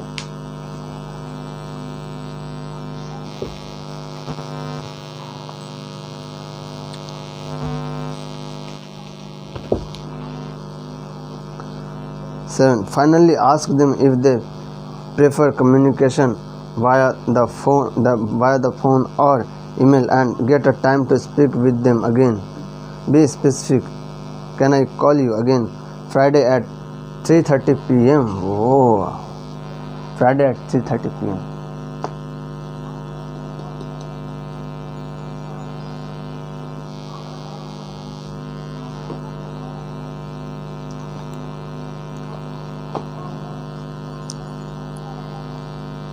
You may be surprised at how appreciative people are that you want to give freely of your time and expertise. Make the calls. This may turn you to be easier than it seems right now. And now you have a date on your calendar. Wow. Chapter 7 Checklist. Created my EPK. Tracked down potential places to speak. Called a potential client. Put a date on my calendar. Now let's write your speech. Oh.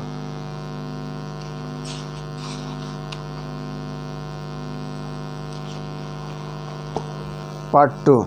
Judy's 7-step method for writing a hilarious and inspiring speech. Okay, so it's rhyming, memorable,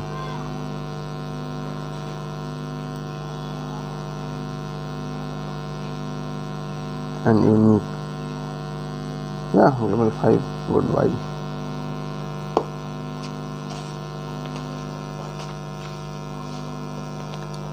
#G. Chapter 8. It's about them. If you followed the steps in part 1, you have all the materials you need to tackle writing your speech. Don't worry if your stories seem vague or messy, or if your core promise doesn't yet seem right or perfect. In this section, part 2, I will take you through a series of exercises that will transform your heart story and core promise into a fully realized speech that inspires your audience and hopefully results in a big check, big laughs, and a standing ovation for you. You just need to know one thing. If part 1 of this book was all about you, then consider part 2 to be all about them. Okay, it's about them. Great. See, here is the thing. Even if your heart story is so amazing that Hollywood has optioned the movie version, a major star has attached to play you, and the industry is already buzzing about its Oscar potential. It's simply not enough to step onto a stage and talk your heart story, and your core promise have to be framed, set up and structured in such a way that they will instantly grab the attention of a room full of strangers. You can't assume that just because you were able to secure a speaking engagement, you are wearing an expensive suit, and all your friends think you are brilliant. The complete stranger will listen attentively, or even care about you.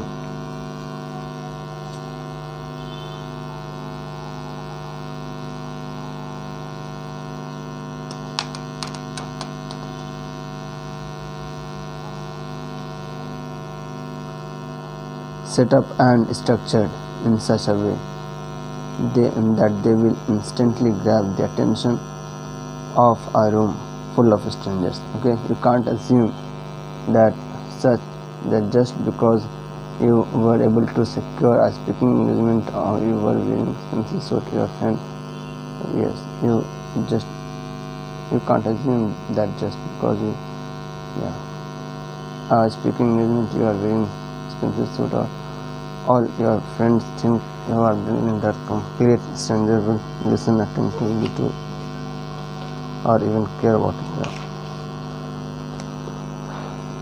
You can't assume. Need help? Go to KeynoteU.com. Some people work better with guided instruction. Go to KeynoteU.com and register for a teacher to guide you through each chapter of a course that best suits you. One of the biggest mistakes my students make is assuming that their audience cares about them. Teaching stand-up comedy to fledgling comics in Hollywood, land of profound narcissism, in this notion that nobody cares about you comes as a complete shock. After all, most wannabe entertainers dream of standing in a spotlight, getting the attention they never got as a child. They envision their act as one huge me fest. अभी नहीं, बाद में रख दीजिए, हम खा लेंगे बाद में। बेटा कते पहर लगतो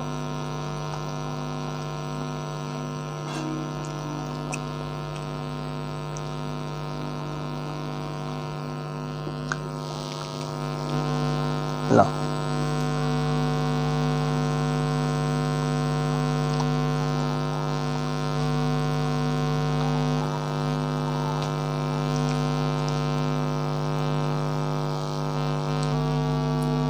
बस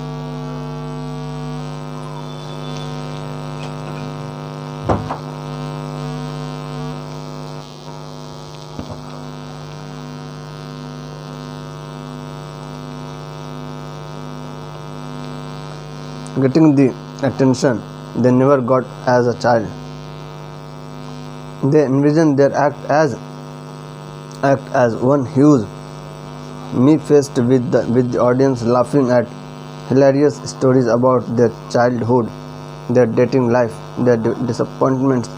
Go to any amateur comedy night and you will hear unemployed comics open with the worst possible setup.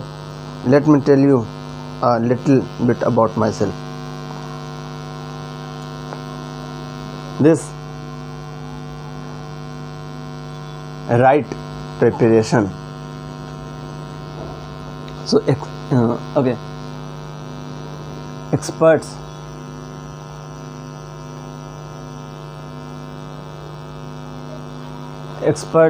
right preparation is very important. Okay, or from experts right preparation. These are experts and right preparation. These are maybe 20 years ago that line could grab an audience's attention, but now in our speedy ADD add double latte speedy add double latte, multitasking, tweeting while talking culture. Anyone who stands in front of a room full of worldwide web surfers with handheld instant access to small screen entertainment better find a way to truly connect. Your audience is full of people carrying iPhones and iPads. They are, to steal a line from Seinfeld, masters of their own domain, instantly able to manipulate what they hear and see to cater to their whims. Apple had it right when they put the I in front of their products. They get it. That's all about I.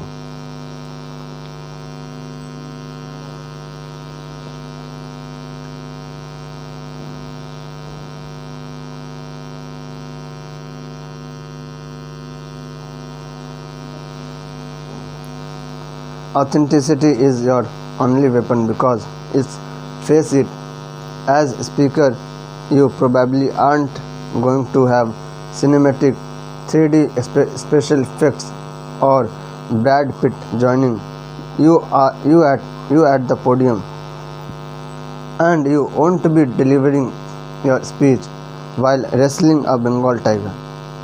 Even if you did, the audience might still check their email while your head is in the tiger's jaws, or better yet, tweet pictures of themselves with Brad Pitt and not you. Speaking is a low-tech connection. It is old-fashioned one-on-one communication, a face-to-face connection. Speaking is just you standing on stage with a lavalier microphone and maybe, just maybe, maybe a PowerPoint presentation trying to transform a hotel multipurpose room into a platform for inspiration and change. Your audiences will be stone cold. Wow.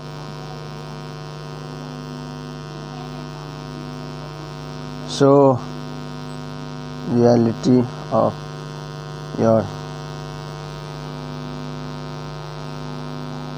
relationship life with Vita. Long distance. Once I met them, she left.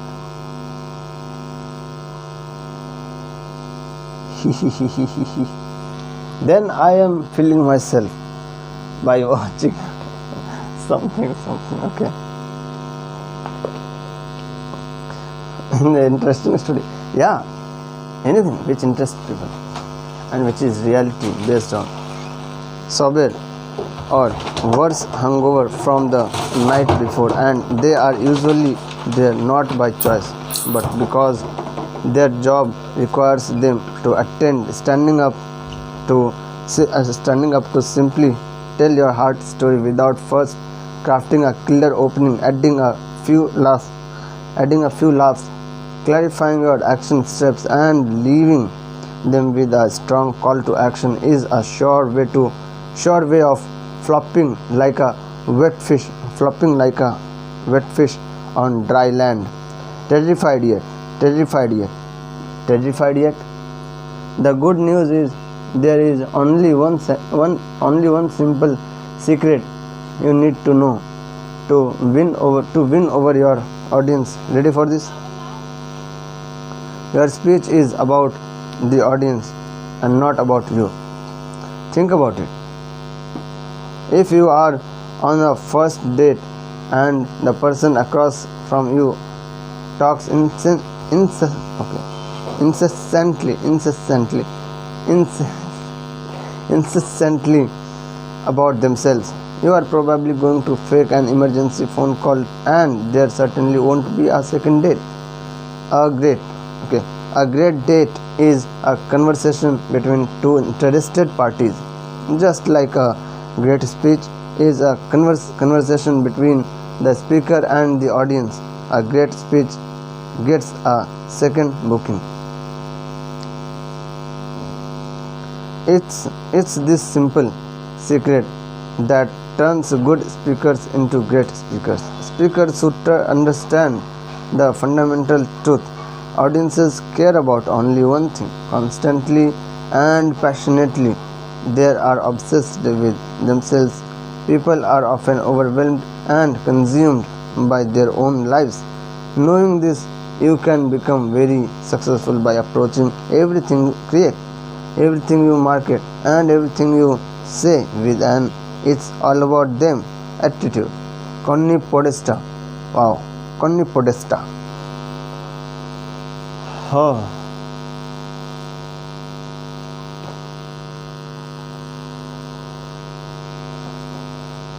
Chico.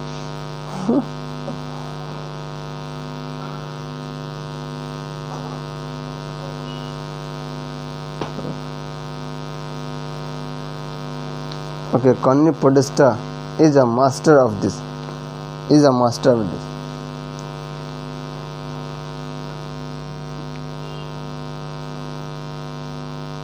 Now you may never have heard. Of Connie Podesta, but there are 2 million people out there who have. Connie is a world-renowned motivational speaker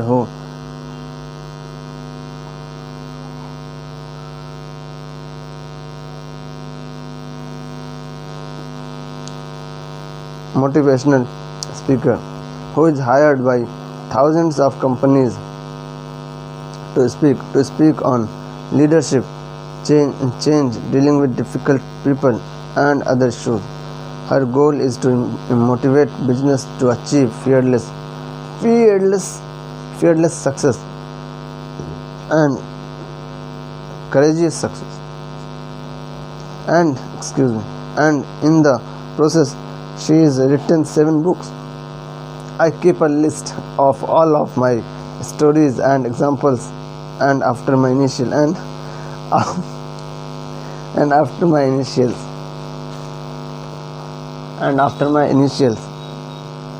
conference call with a client, I sort through my stories to find the ones that will address their specific needs. 50% of the time I have to write a new story that illustrates the point that I understand their pain and I have had the same problem. Connie goes on to explain, the goal of my story is to rave about the company that hired me while still being authentic and true to my own experience. I tell a story that makes my audience proud to be a part of their company and proud. Why don't you call? The simplest way to customize your speech is to is to phone members to the audience in advance and ask them what they expect from our from your session and why they expect it. Then use their cards throughout your presentation. Okay.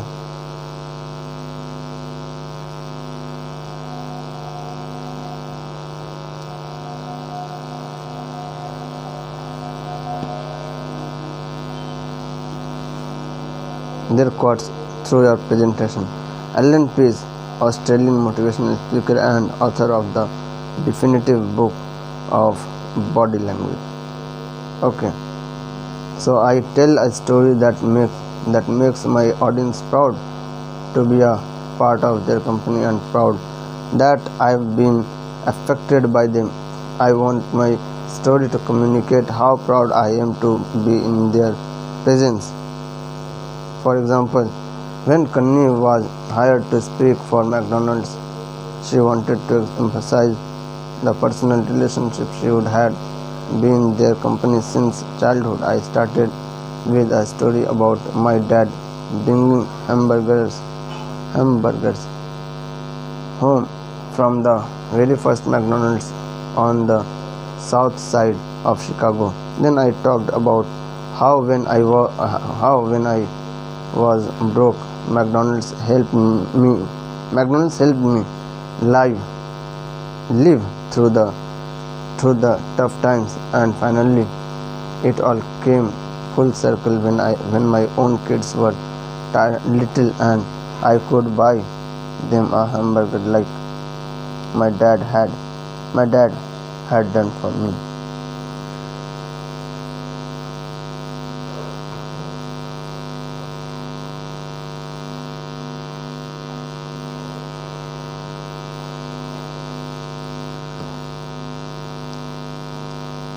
Okay. It was a big deal for my kids to go through the drive-through. I finished by saying that I was honored to speak for McDonald's because they would been with me for most of my life. Connie reaches out with an "it's all about them" attitude. Okay.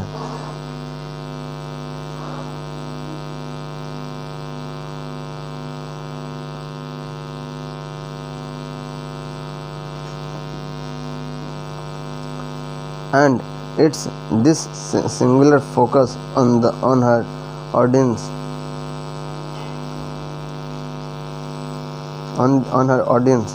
that allows her to command speaking fees of $18,000. Okay, $18,000 to $30,000 a keynote. In other words, caring enough to research your audience, tailoring your speech to their problems and their concerns, and developing merchandise that supports their desires will ensure that you become a successful speaker. Understand this one rule, and part 2 of this book will be a cakewalk. Remember chapter 5,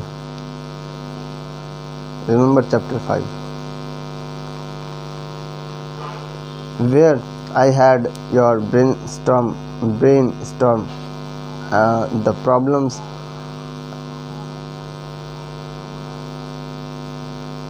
problems and solution possibly facing your potential audience. Well, now that you have a real gig on the books, it's time to get much more specific about your research. I mean, you do have a gig on the book, right? Please tell me you didn't skip that part. If you did, I want you to go back and line up your first gig. Volunteer.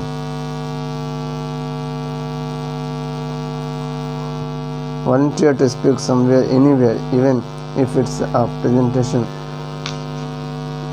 even if it's presentation. Even if it's presentation at your Cactus Club, without the fear of having to show up and speak, procrastination will take over, and writing your speech will take a backseat to playing Angry Birds on your phone, on your iPhone. If you are a novice, then this first gig is critical. Without a client, you can't get specific, and if you are not specific, your speech will turn into an atmosphere blob of glitches. Yes.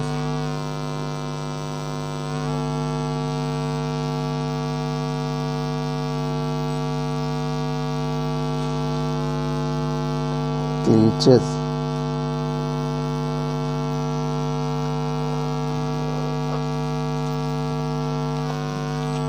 Just like Connie, you have got to tailor your stories and your code promise to the specific needs of your current client. For example, if everyone is losing their pensions in order to keep their jobs, or if heavy layoffs have dampened people's spirit, that's information you need to know before you step on stage. When you travel, you probably read upon local customs to avoid embarrassing yourself. Before traveling to Africa, I learned that public displays of affection were highly frowned upon. Not that I was planning a makeout session on a bus, but it was good to know that even holding hands in public could be problematic. In Israel, I learned that driving through some Orthodox neighborhoods or on their Sabbath could get your car stolen. Speaking engagements are similar to traveling in a foreign country. Each industry or organization had its own customs, its own unspoken social rules, and in some cases, especially in a government agency, they actually have their own language relying on acronyms instead of words. You are the outsider coming in to address this crown, and all eyes will be upon you. Doesn't it just make sense to research your audience in advance? Yes, it makes sense, and it makes more sense.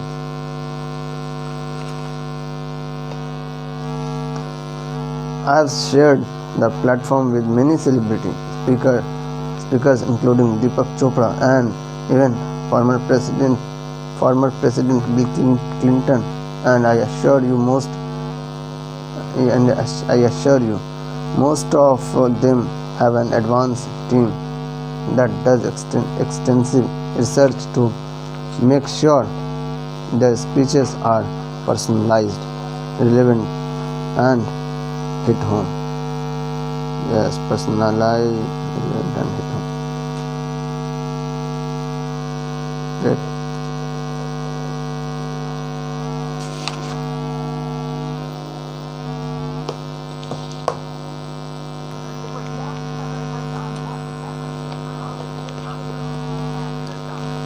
Forty-seven hundred. Okay. I watched this. Come on. Obsession. Till Global 5 good vibe. Really global. Okay. I'm writing it. Obsession.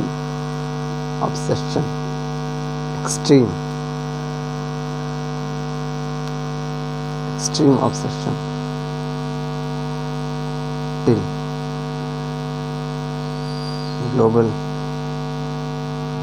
5 good vibe, really global, really global. Come on, man, come on.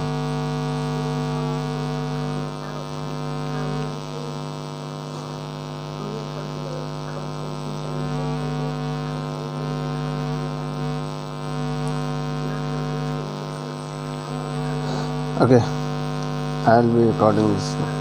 Make sure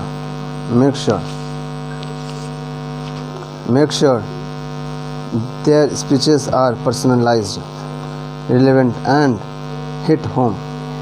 Great, and hit home.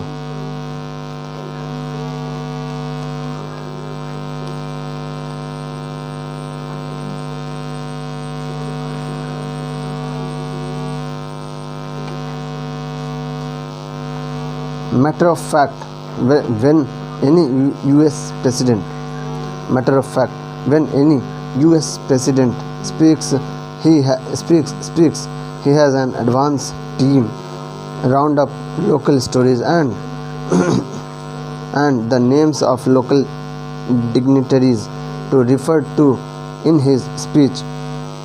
Of course, the more famous you are, the less you have to work. Okay, the more famous you are, the less you have to work. Crowd because work the crowd, because the crowd come with a pre-approval rating.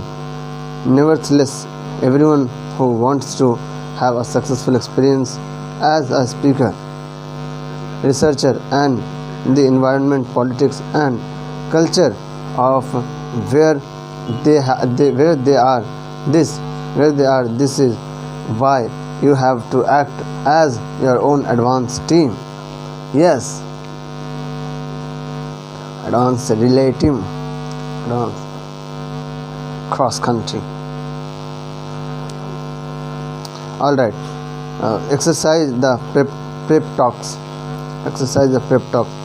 1 month prior to your gig, call the meeting planner to ask them basic logistical information about the gig, including time, place, length of speech, size of the audience, placement on program, sound check, etc.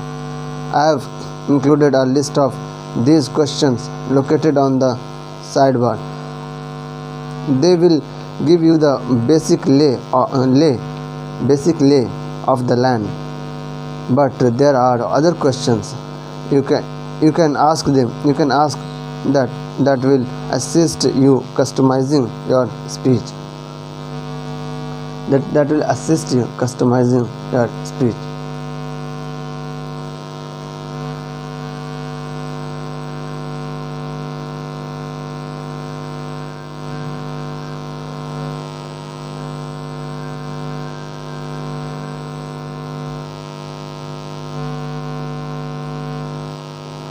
Okay, question the basics. How many people will be in the audience? How many people will be in the audience? How many people will be in the audience? Okay, now 1 2 3 4 5 6 7 8 9 10 11 12. Total 12 questions. 1. How many people will be in the audience? 2. What is my placement on the program? 3. What is the age and gender demographic of my audience? How will they be seated? What is the stage setup? What is the requirement attire for the audience? When is the sound check? Who will be introducing me, and what do they do in the company, and what do they do in the company?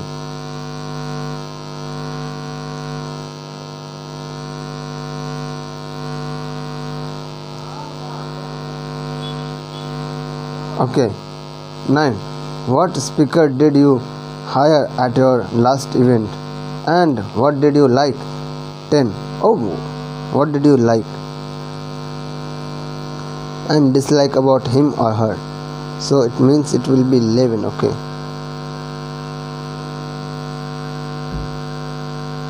Okay. 10. How long do you want me to speak? 11. What are the challenges facing your organization?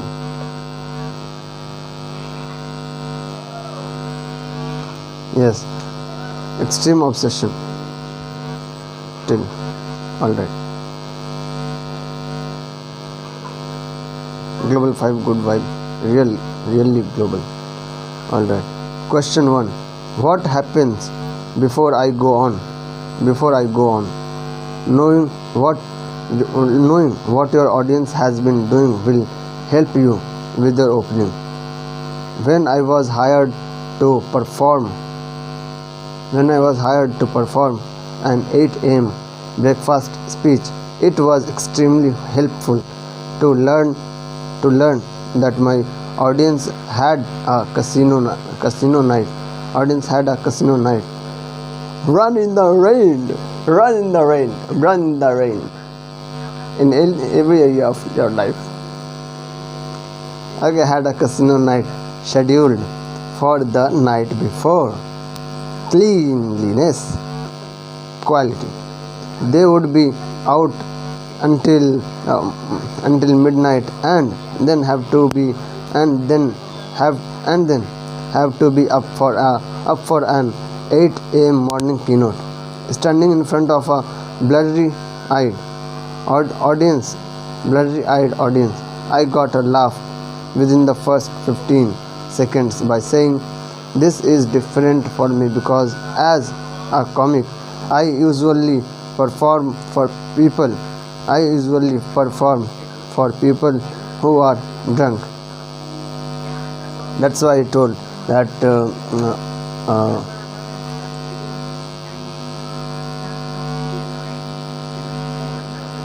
GIR is empty flat, like that. Okay, not, come on.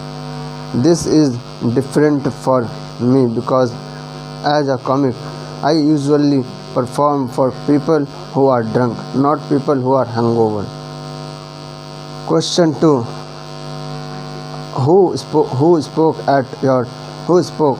Question 2. Who spoke at your last meeting and what didn't you like about them? With one question, you can avoid making the mistakes of your predecessor. When I asked a client this question, they complained he did a lot of audience participation. Stand up and shake someone's hand. We got a lot of complaints from our employees. That was good information to have. No audience participation for the particular client. No audience participation for that particular client. Okay. On another gig, a client complained about their last speaker saying she talked about her Jewish grandmother.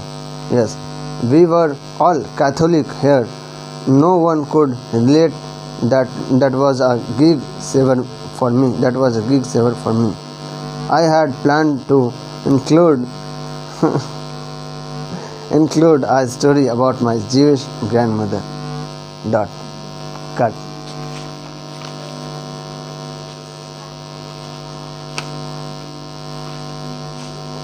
Okay, complete obsession. Yeah, extreme obsession. Yeah.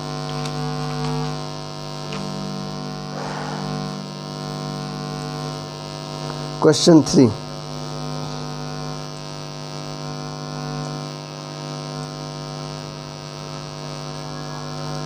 Question 3. What is the culture of this audience? You need to know well in advance the politics, religion and values of your audience. You need to know if they are a what the hell audience or what the heck audience. Okay, audience, you need to know because one crap or even a G's can alienate an entire audience. Okay, I was hired to speak.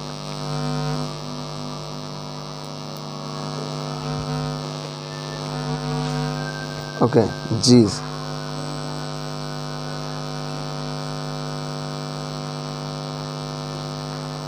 $142.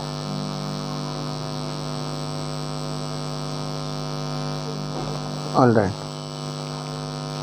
Can alienate an entire audience. I was hired to speak at a women's event in a rural town in North Dakota. On the plane ride to my gig, it became clear everyone else knew each other. Hey Bob, will we see you in church this Sunday? Margaret, how's it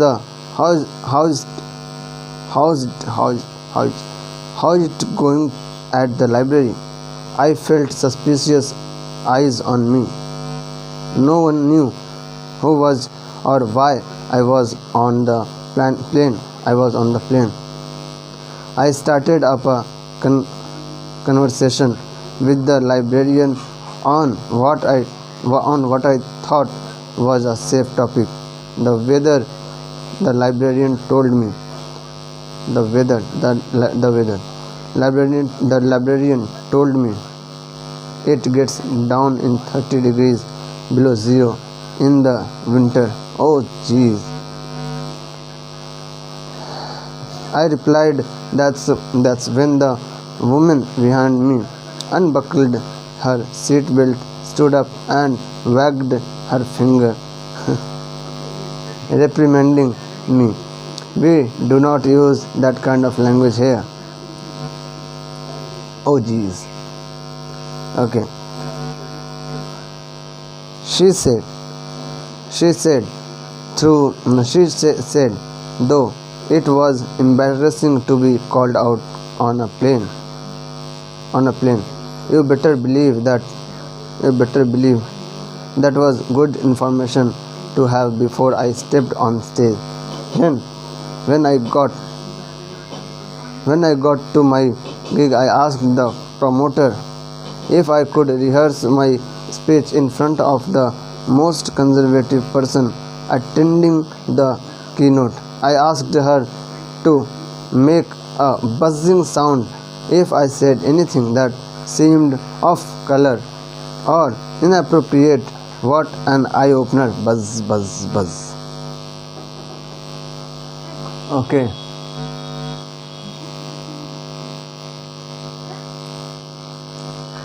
Question 4.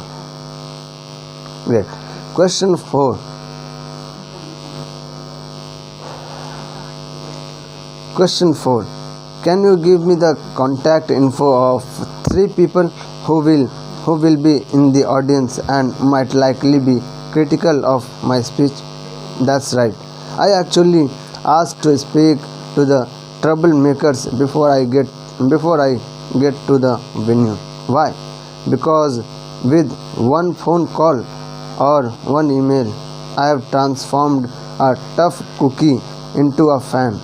Now, when I use part of our conversation in my speech, the troublemaker will nudge the person sitting next to him and claim that was my line.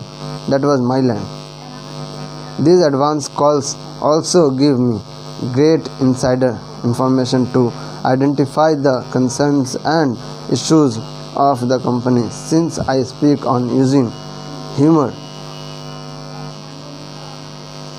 to deal with stress. When I call these 3 people, I ask them, what is a bad day at the office? You better believe I get an earful as a result. I can be super specific with the customization of my speech. I may end my speech with my story, but I start it with their stories. Even if you are addressing a large convention comprised of employees from every different department, you can still make those phone calls. Just identify the subgroups that will be represented and administrative, IT management, etc. Then speak on Then speak to one employee from each of these divisions. What if you are not speaking to a company but rather to a social function where nobody knows each other? The same rule applies. Find a few people to yak to prior to the gig. Never assume that your audience has the same problems as you unless you work at the psychic network. You won't know until you ask, and if you don't ask, the results can be a miserable mistake, creating a palpable disconnect with the audience. I came close to making that mistake when I was hired to speak to a group of 50-year-old Michigan women, many of them farm owners. Since I am a woman near their age, I assumed my stresses were their stresses. At the last minute,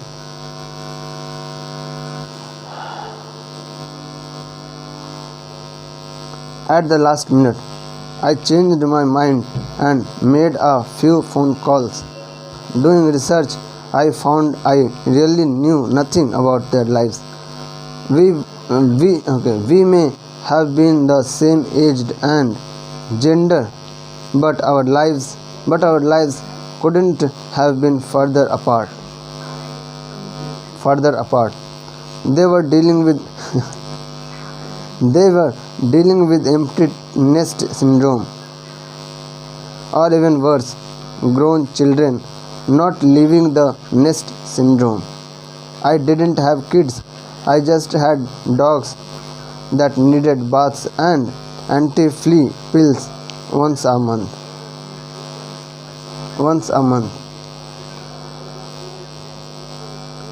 They lived in Michigan where temperatures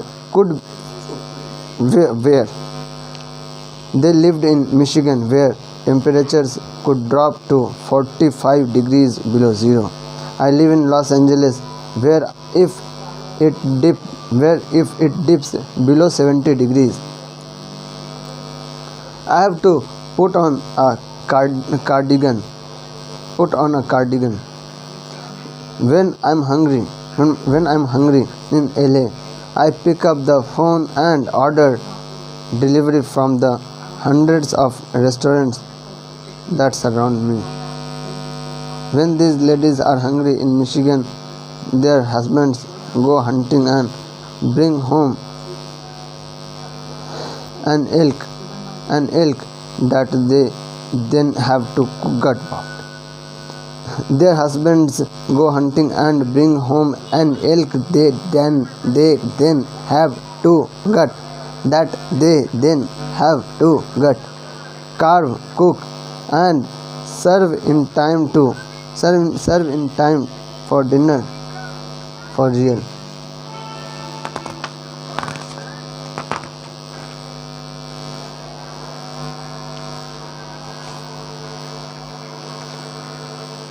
I knew I had to change my opening. I won the ladies over when right at the top. I announced that not only do they clean the house, take care of the children, gut, carve, and cook the wildlife for dinner, all while keeping a full-time job, but it was their butt on the John Deere tractor and not their husbands every weekend. They loved that I took the time to learn about their lives, and they welcomed this stranger from Lala Land with their laughter. Don't assume that you know their problems. You don't. Exercise. Interview the audience. Yes. Interview the audience. Some of these questions will look familiar since you have already done a mini version of this exercise in part 1. Wow.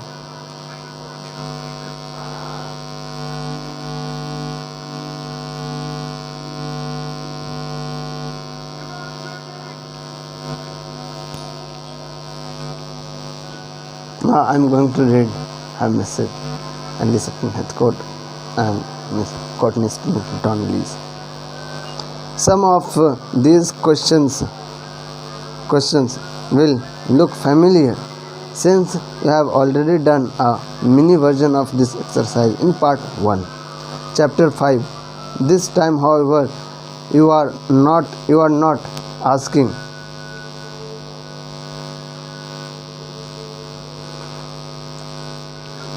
okay. This time, however, you are not asking for generalities or hypothetical situations. You are asking the audience members for specific information about their company. Now that you have the contact information for 3 of your audience members, call them up and use the following questions or write questions of your own to get people talking about the problems your speech addresses. Write down everything they say. You never know which parts of their responses will come in handy, and you can use the material you build on later. That would be interesting, obviously.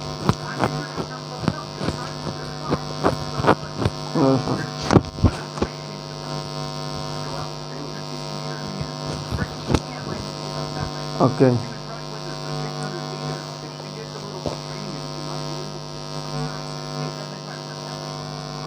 Exercise interview.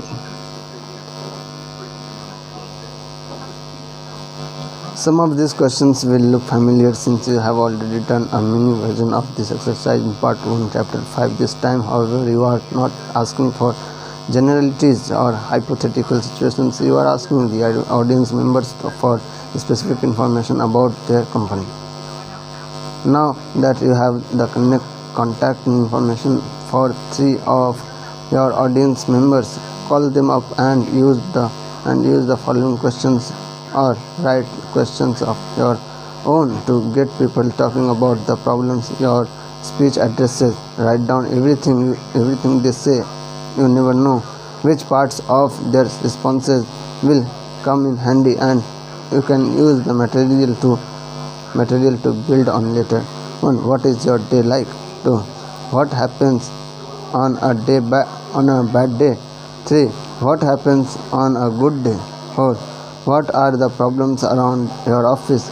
You can tailor this question to be even more specific if you have been hired to speak about keeping your employees. Ask what specific problems are contributing to their employee retention issues. Okay.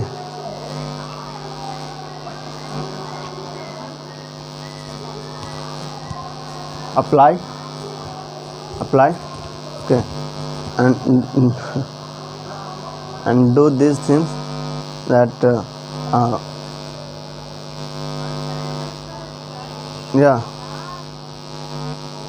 reading on road, okay, and exercising on road, okay, eating healthy stuff, and communicating well with others, with men and women, and like this. And this sorts of like game interesting, inspired by WWE Global 5 Good Vibe G5G. Come on, man.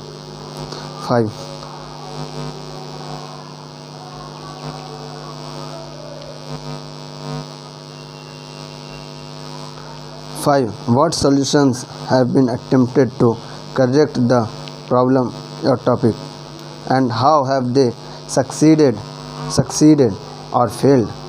You don't want to suggest an improvement to them, only to have the entire audience thinking, yeah, we tried that last year and it didn't work. So like this. 6. Why do you think they failed or succeeded? 7. Is there an elephant in the room?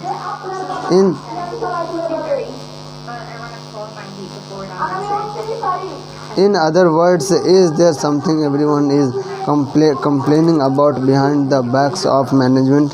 What's the big blind spot? Later in the comedy punch up chapter, you will find formulas for these complaints that will get a guaranteed laugh. 8. What did you like or not like about last year's speakers? Repeat what some of the other people you interviewed have said about them. Just because one person says something doesn't mean that it's true for everyone. Check it out. 9. What's your favorite event during this conference, meeting, trade show, and why? 10. If you could change one thing about your company, what would you change? You can download a template of questions to ask at www.themessageofyou.com, www.themessageofyou.com. Once you have interviewed your 3 audience members, call up your speaker buddy and schedule a time to meet without overthinking it. I want each of you to present a 3-minute version of your possible speech to each other. That's right. Just like I asked you to jump in headfirst and secure a speaking gig without having a written speech, now I'm asking you to give a version of your speech before you have even written it. Just use this formula as a launching pad.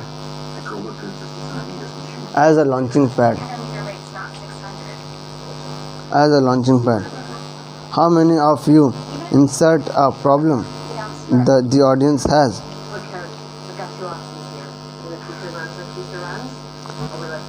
Today I am going to show you insert your core promise.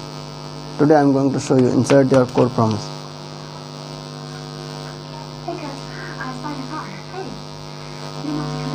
All I did was my meeting. I know. I wanted to. I felt like it was important. Jessica just said they're coming to watch my race. It's great. Not sure what they're expecting. I learned this when I insert your party. I learned this when I was doing this, when I completed this. How you become your insert your expertise. How you become expert. Yeah. One thing you can do is insert an action step. I know this to be true because insert a heart story. It's easy to say. So, how many of you are going to insert a small action people can take right away? Set a timer for 3 minutes and ready, set, go. And ready, set, go. Ready, set, go. Ready, set, go. Ready, set, go. And ready, set, go. Okay.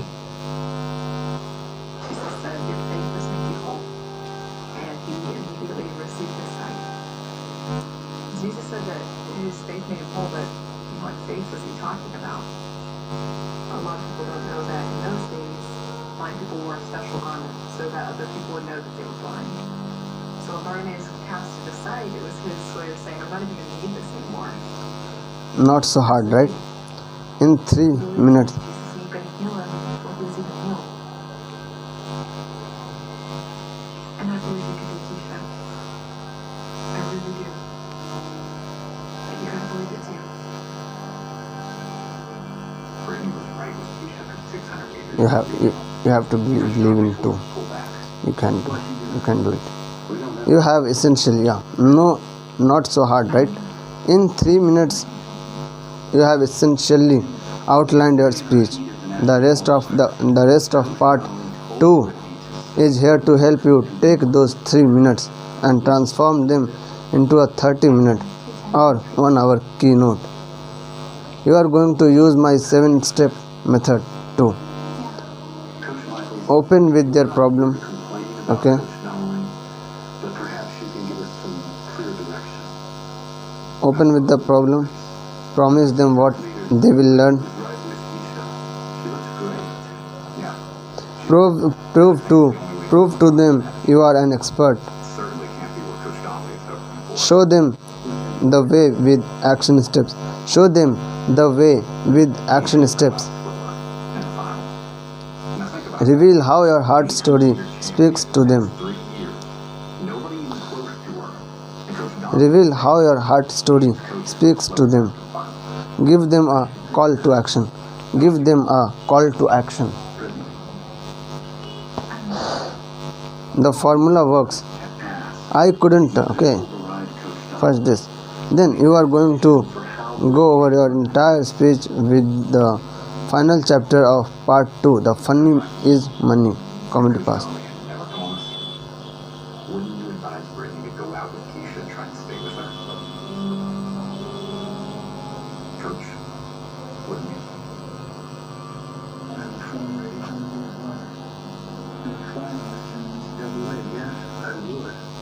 The funny is money comedy pass. Hit all the above steps with authenticity, great content, and a lot of laughs, and you have got yourself a winning speech. Great.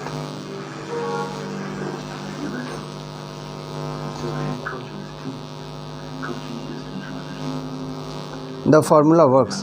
I couldn't get my speech together, but using this formula made it all come together. It was like erecting the frame of your dream house.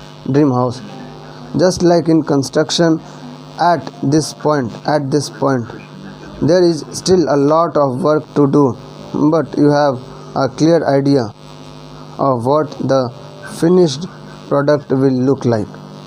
Speaking student David Schmidt. Improve retention, remove the tension. Wow.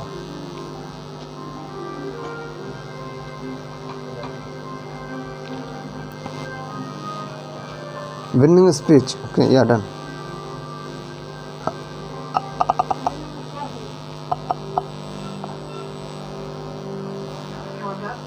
Robot.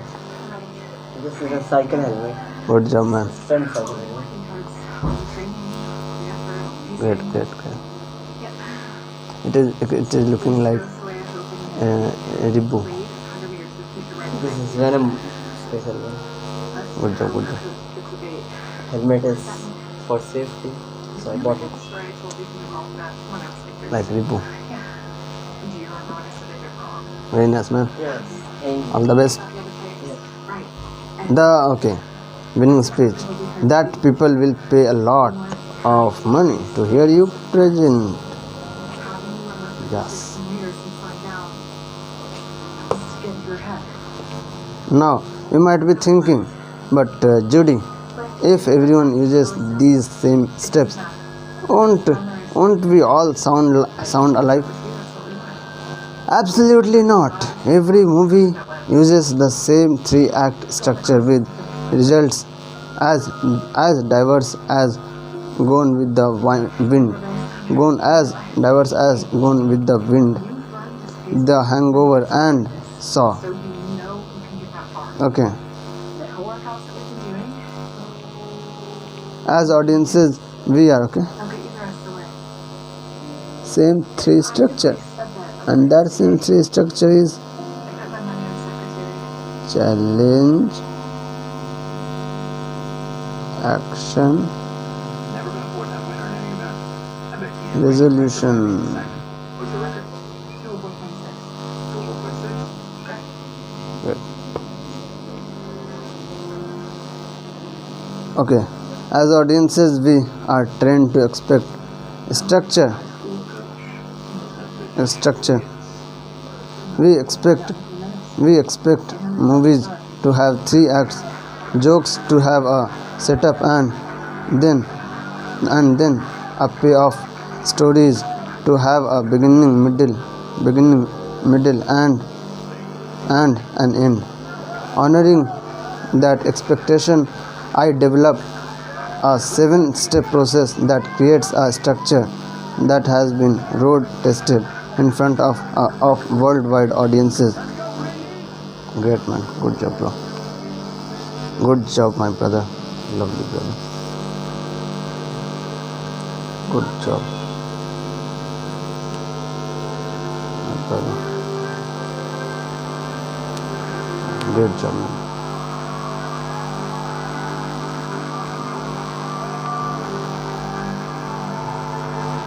I really appreciate.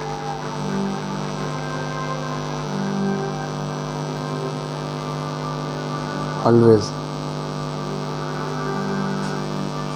daily,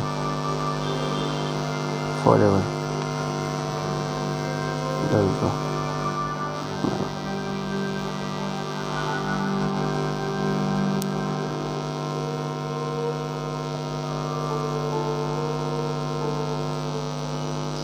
Brother, big thing, man.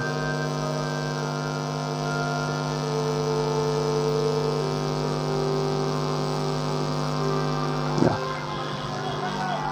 So, your unique message. You could have 100 speakers speaking about leadership, each following the same general presentation structure. And as long as each person is being true to him or herself, you will have 100 different messages. That's because everyone has a different personality, a different perspective, a different point of emphasis.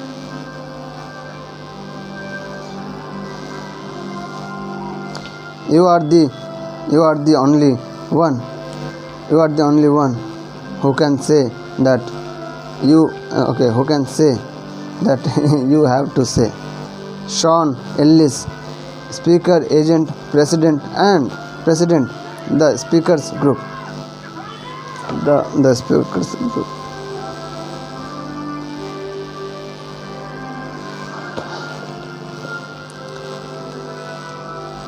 I develop a 7-step process that creates a structure that has been road tested in front of worldwide audiences and taught to thousands of students of every age, ethnicity, and profession. Wow.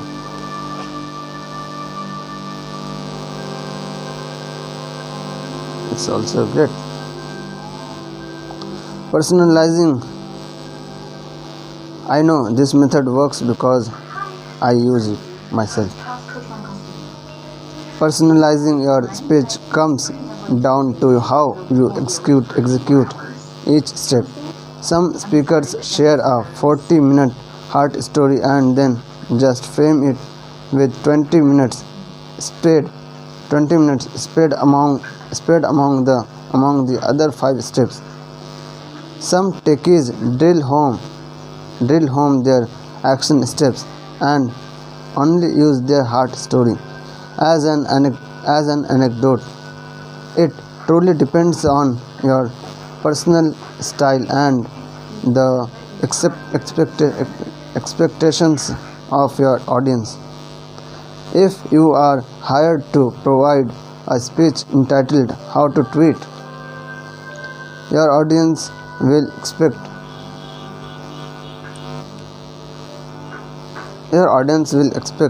to receive action steps and educational content no matter how hilarious that 45-minute story about your grandma tweeting might be. I truly depend on your personal style and the expectations of your audience. If you are hired to provide a speech entitled How to Tweet, The same is true in life.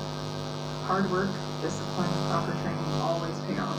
But the most important thing in this life yes, is being willing to lose. how to tweet, your audience will expect to receive action steps and educational content no matter how hilarious that 45-minute story about your grandma tweeting might be. On the other hand, we did it.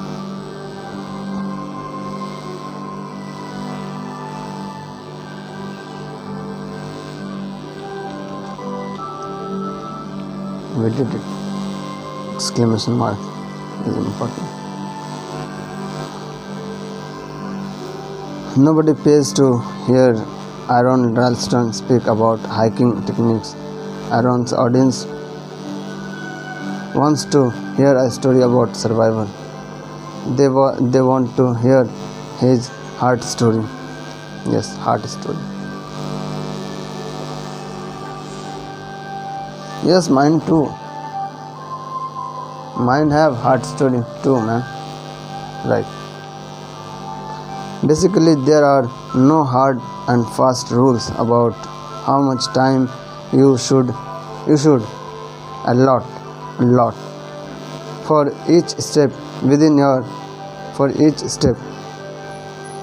speech. At the end of each chapter, I'll provide you with possible time constraints, and you should consider them suggestions instead of rules. Know that with practice and with audience feedback, you will find your own timing. And just trust that your material will create its own rhythm. With that said, you will still need to cover all 6 steps, whether you are giving a 1-hour keynote address or a shorter half-hour breakout session, and you should not overstay your welcome on stage. If you have been hired to do 1 hour, do the full 1 hour, but don't push it to 1:15. Meeting planners have scheduled their events tightly, and if you throw off their whole day, you will have a hard time landing a second job from that planner. Yes.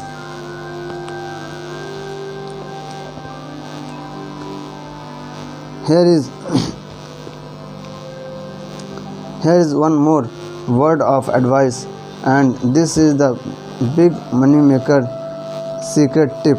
So listen up, your speech has to be funny. Yes.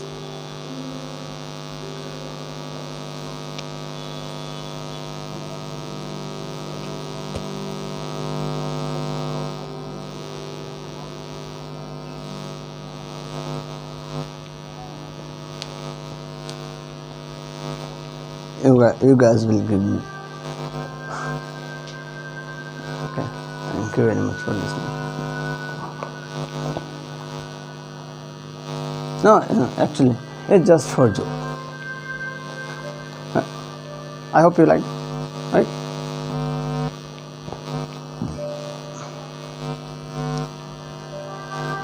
For now, think that I have said her. Just think. But to whom I met, She is different. Okay. I'm using a different image. Yeah. Your speech has to be funny. Like I said before, funny is money. That's why I have dedicated an entire chapter in part 2 to my 7th step, polishing your speech with a comedy pass. But that's jumping the gun a bit. First, your speech has to work on its own terms. Then you will add the humor. Before you decide to break the rules, you might want to understand them first. So on to step 1, the first minute moment.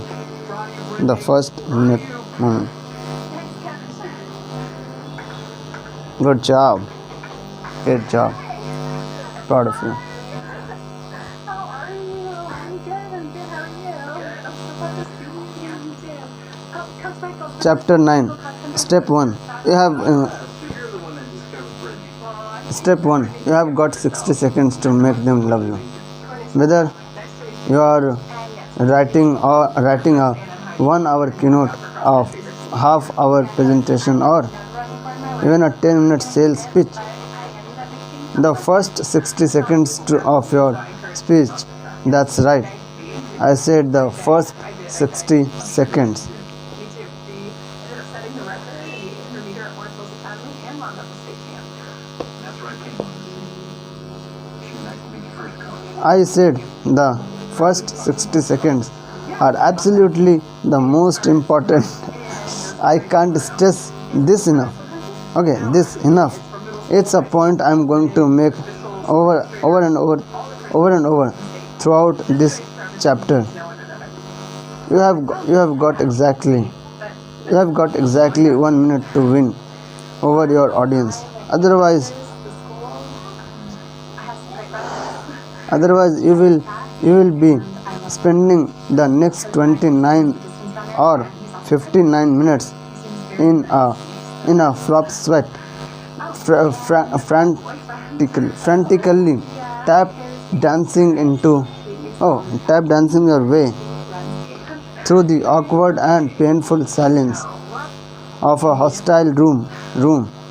Believe me, I've been there.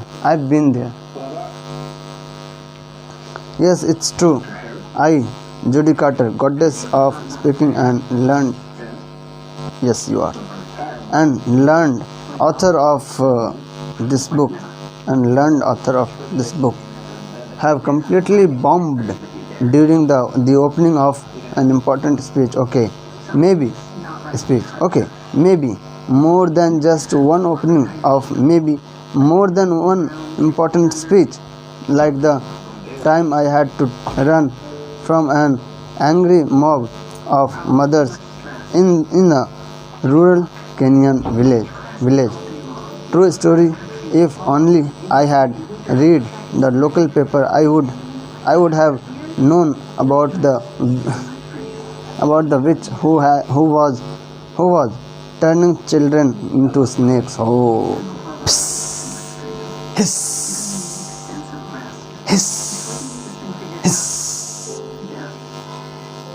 Snakes win lot of battles. Okay, only by hiss, because they know how to hiss. Okay? There are very rare moments where they must kiss.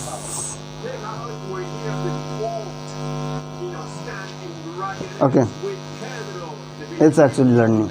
Take it seriously. All right, and I probably wouldn't have opened with a magic trick. And I probably wouldn't have opened with a magic trick. Now that's a rough opening. Fortunately, not every opening is met with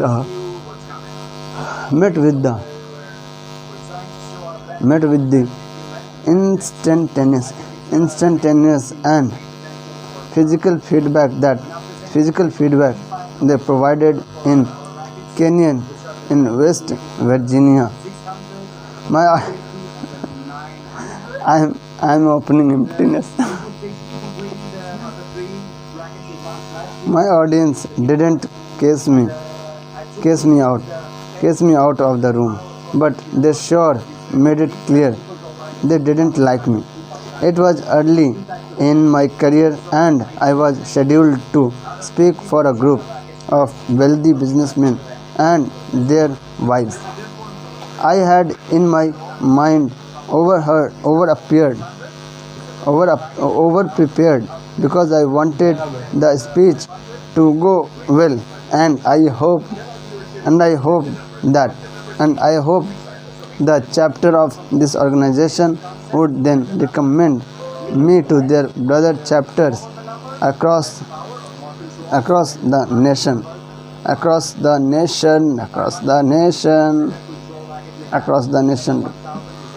I stepped on stage and used my usual opening, the one that always got a laugh and a huge round of applause. This time there was no applause. They just sat there, staring at me, thrown by their cold reception. I nervously jumped to a hilarious piece that I normally reserve for the middle of my speech. This chunk had killed the week prior in Chicago rather than getting the expected belly laughs. I got a few soft chuckles and maybe a smile of pity from one of the wives. A painful silence filled the room because now my speech was out of order and I was lost. I could actually hear my heart beating thump, thump, thump. Then I felt a blast of cold air and couldn't tell if it was the air conditioning or the audience freezing me with a chilly vibe. Sweat poured down my face, over my eyes, losing one of my false eyelashes. The single lash hitched a ride on the sweat river that was now my entire head and floated over my cheek toward my upper lip. I pulled it off my mouth and tried to make a self-depreciating joke about it. The audience stared at me with the exact same horrified expression I had when watching the movie Snakes on a plane. I had no idea how I would endure the next hour, and frankly I don't even remember the rest of that speech. Somehow I had lost them at hello and I had no clue why. So from that place you came and now you are changing the world, my brother. I love you so much, Mr. Elon. I love you so much, my bro. And Mr. Jimmy, brother, where are you, man? Guys, come on. Let's make this more great for all, forever, man. I love you, guys. So it's like really all successful forever, right? By Ritesh India.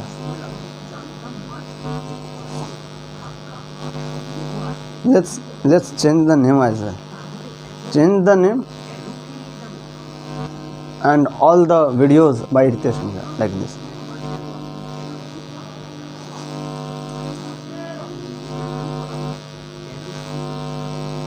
Global 5. Why?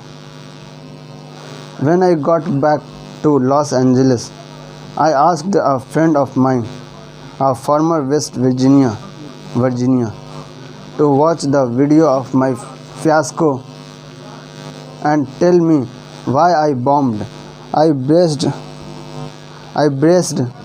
for the footage with a sip of my cocktail. All right. A slug of my cocktail and squinted against the horror of reliving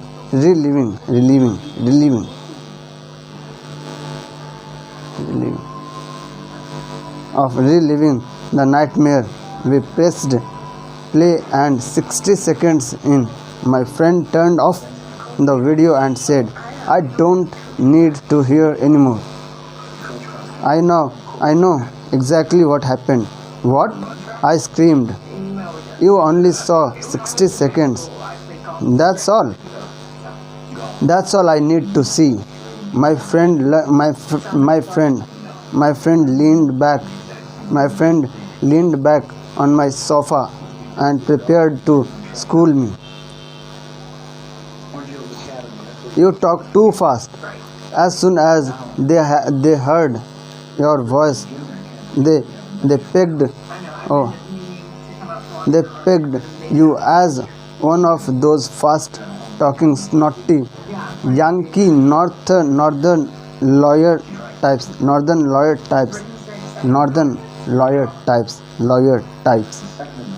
I was shocked. just ask this. Now, is this going? I was shocked. You mean it was the speed of my delivery and not what I said that turned them off? Suddenly it all came back to me. He was right. I came on with high energy and it repelled them instead of attracting them. Then the quieter they got, the more insecure I felt, and the faster and louder I talked. By the time I reached the end of my speech, I sounded like a New York auctioneer on crack cocaine. My friend continued. The nail in the coffin was following up that opening with a West Virginia joke. These folks are proud of where they live. The rhythm of life is slower there, and they don't consider that a bad thing. He topped off. Don't drag me into your family squabbles. He topped off my drink, knowing I would need another swig. The first word out of your mouth made it clear that you were different from them. You lost them at hello. Fortunately, there are easy way to avoid an awkward opening or a mad dash to the nearest local canyon airport. After 20 plus years of touring and speaking, I have figured out the secret to a great opener. Remember that rule I mentioned in the previous chapter? It's all about them. Yes, it's time to put that rule into action, and I assure you, if you do, within 1 minute you can get applause, connect to your audience, establish your expertise, empathize with your audience's problems, tease a solution, and even get a few laughs.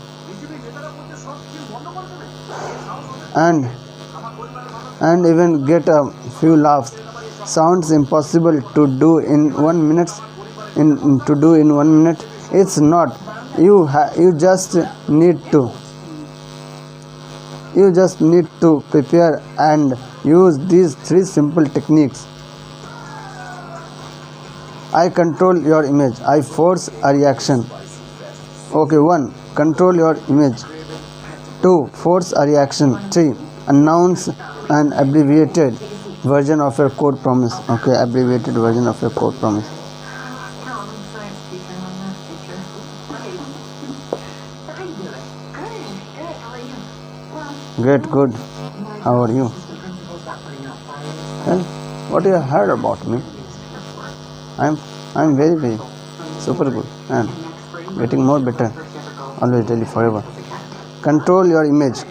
Picture this situation. You have spent hours and hours prepping your speech and researching your topic, and now the big day has arrived and it's your moment to step on stage. The MC, means host slash host, takes the mic and says, "Ladies and gentlemen," means all gentlewomen and gentlemen of the world. Have you watched the Tonight Show or the Daily Show? Well, this next speaker watches them too. Oh, exclamation mark. 2085. That's in PR. Typically, all even splits. I agree with you. This 800 is different. Scaling world record. Matter Watches them too. Then they project a picture of you. They downloaded off the internet, forgetting to crop out your ex-boyfriend. He hails an angel gang member. All that work and shut up, you Mr. Girlfriend and boyfriend. Okay, all that work you have done is suddenly null and void. You are going to have to spend the next 10 minutes trying to win over an audience that now thinks you are a nobody. In other words, you can't leave the intro. You can't leave the intro to the imagination of that MC. They usually don't have one. It's up to you to control your image, and that starts 1 month before you even get to the gig. Starts from My graduate assistant can help coordinate the dyscontronic workouts, so he doesn't understand the different it's up to you to control your image. I did that. I got an idea. Team's just average, with the exception of Brittany Ward. She's my only athlete that can get to national. Get a real good chance of making the podium. Yes, so To recommend they usually don't have one. It's up to you to control your image, and that starts 1 month before you even get to the gig. This is why before I walk on stage I track down my MC, means host, politely introduce myself and hand him or her the following text typed out in a